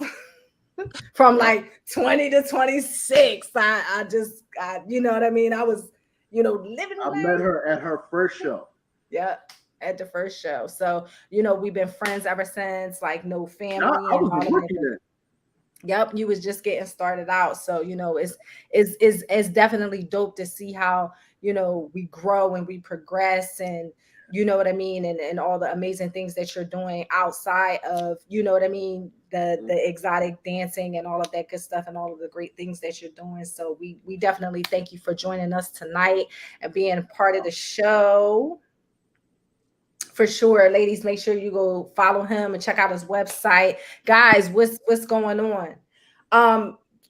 Cam, I'm going to text you Okay. after the show, okay, with some information that you need, okay? Okay. Sounds good. All right, cool. Thank you. Appreciate you, my guy. All right. All right, yo. Yeah. What's up now?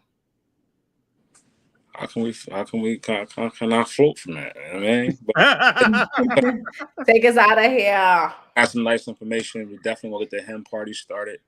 Got the in the bus loaded up, so all we gotta do is step on the gas. Shout outs to Cam for coming through and blessing us with that knowledge and information. But as we go on to 60 seconds, I'm dedicating the 60 seconds to none other. I'm excited. I'm knocking myself off. Hold on. To none other than what transpired yesterday. And if you don't know, if you've been under a rock, if you haven't seen, Make It Make Sense made its premiere yesterday. It happened to be on my 42nd birthday. So shout outs to, I want to take the time out because I feel like I'm getting an award right now. But I want to thank my mom, my dad, Not my mom. everybody made What me. happened? Because without them, I wouldn't be here to present myself and what we got going on, across the telemate, whole situation here. So thank you for everybody who tuned in to Make It Make Sense yesterday. It was a great debut. We only got more things coming up. I'll tell y'all like this: the next two people that I have the opportunity to sit down and talk to and interview is going to be mind blowing. So you will want to make sure that you're there for those things. I'm taping one tomorrow and probably another one, hopefully one day this week. So, and we working. But again, thank you to everybody who made Make It Make Sense a pop-in event. So again, shout outs to Karen for coming on and allowing us to discuss a few things here in regards to Uncensored Minds, what she got going on, what we got going on, and things like that. So thanks. That's it. Aww. Good. I had to thank my mom and dad. Like I feel like I was getting a Grammy or something, or like a Emmy. Thank you. I love it. I love it. I love it. I love it. Thank you. See No Stress. I appreciate you. See No Stress. Thank you for your continued support throughout this whole show. You carried us with your comments. You allowed each segment to roll through with much dialogue, and we appreciate that. So thank you for being here. Shout outs to Carmel. She's another one of our top members. Thank you for joining in on that and picking it up. We appreciate you on that. Everybody who had the opportunity to comment tonight, share your ideas, your thoughts. We truly, truly appreciate you here at Uncensored. As you said, I don't know if y'all heard it, but this right here will look a lot different real soon. It won't be boxes. It will be the three of us on top of each other. Yes.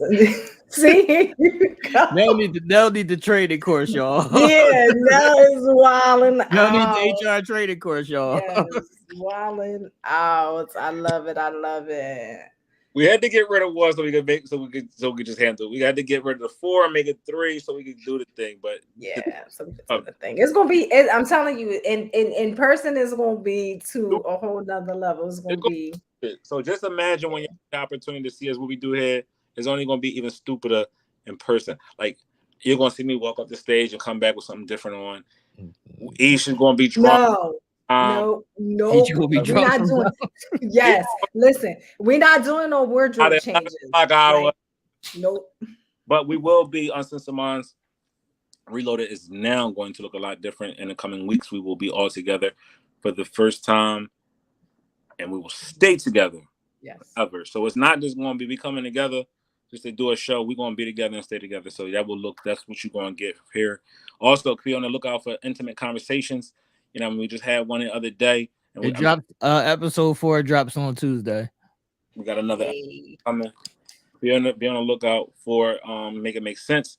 Also, Wednesdays is never changing. Wednesdays at 8 p.m. You got Splash Wednesdays, man. Splash Wednesdays. Definitely going to splash and show out on this show, and then you got us again on Sunday at Uncensored Minds. So we working over here, and we doing everything we can to progress this thing. So make it also for anybody who is busy and they can't always stay with us during these times. Uncensored Minds is streaming on all platforms, so you can play it in your car. You can listen to it while you're at work on your lunch break.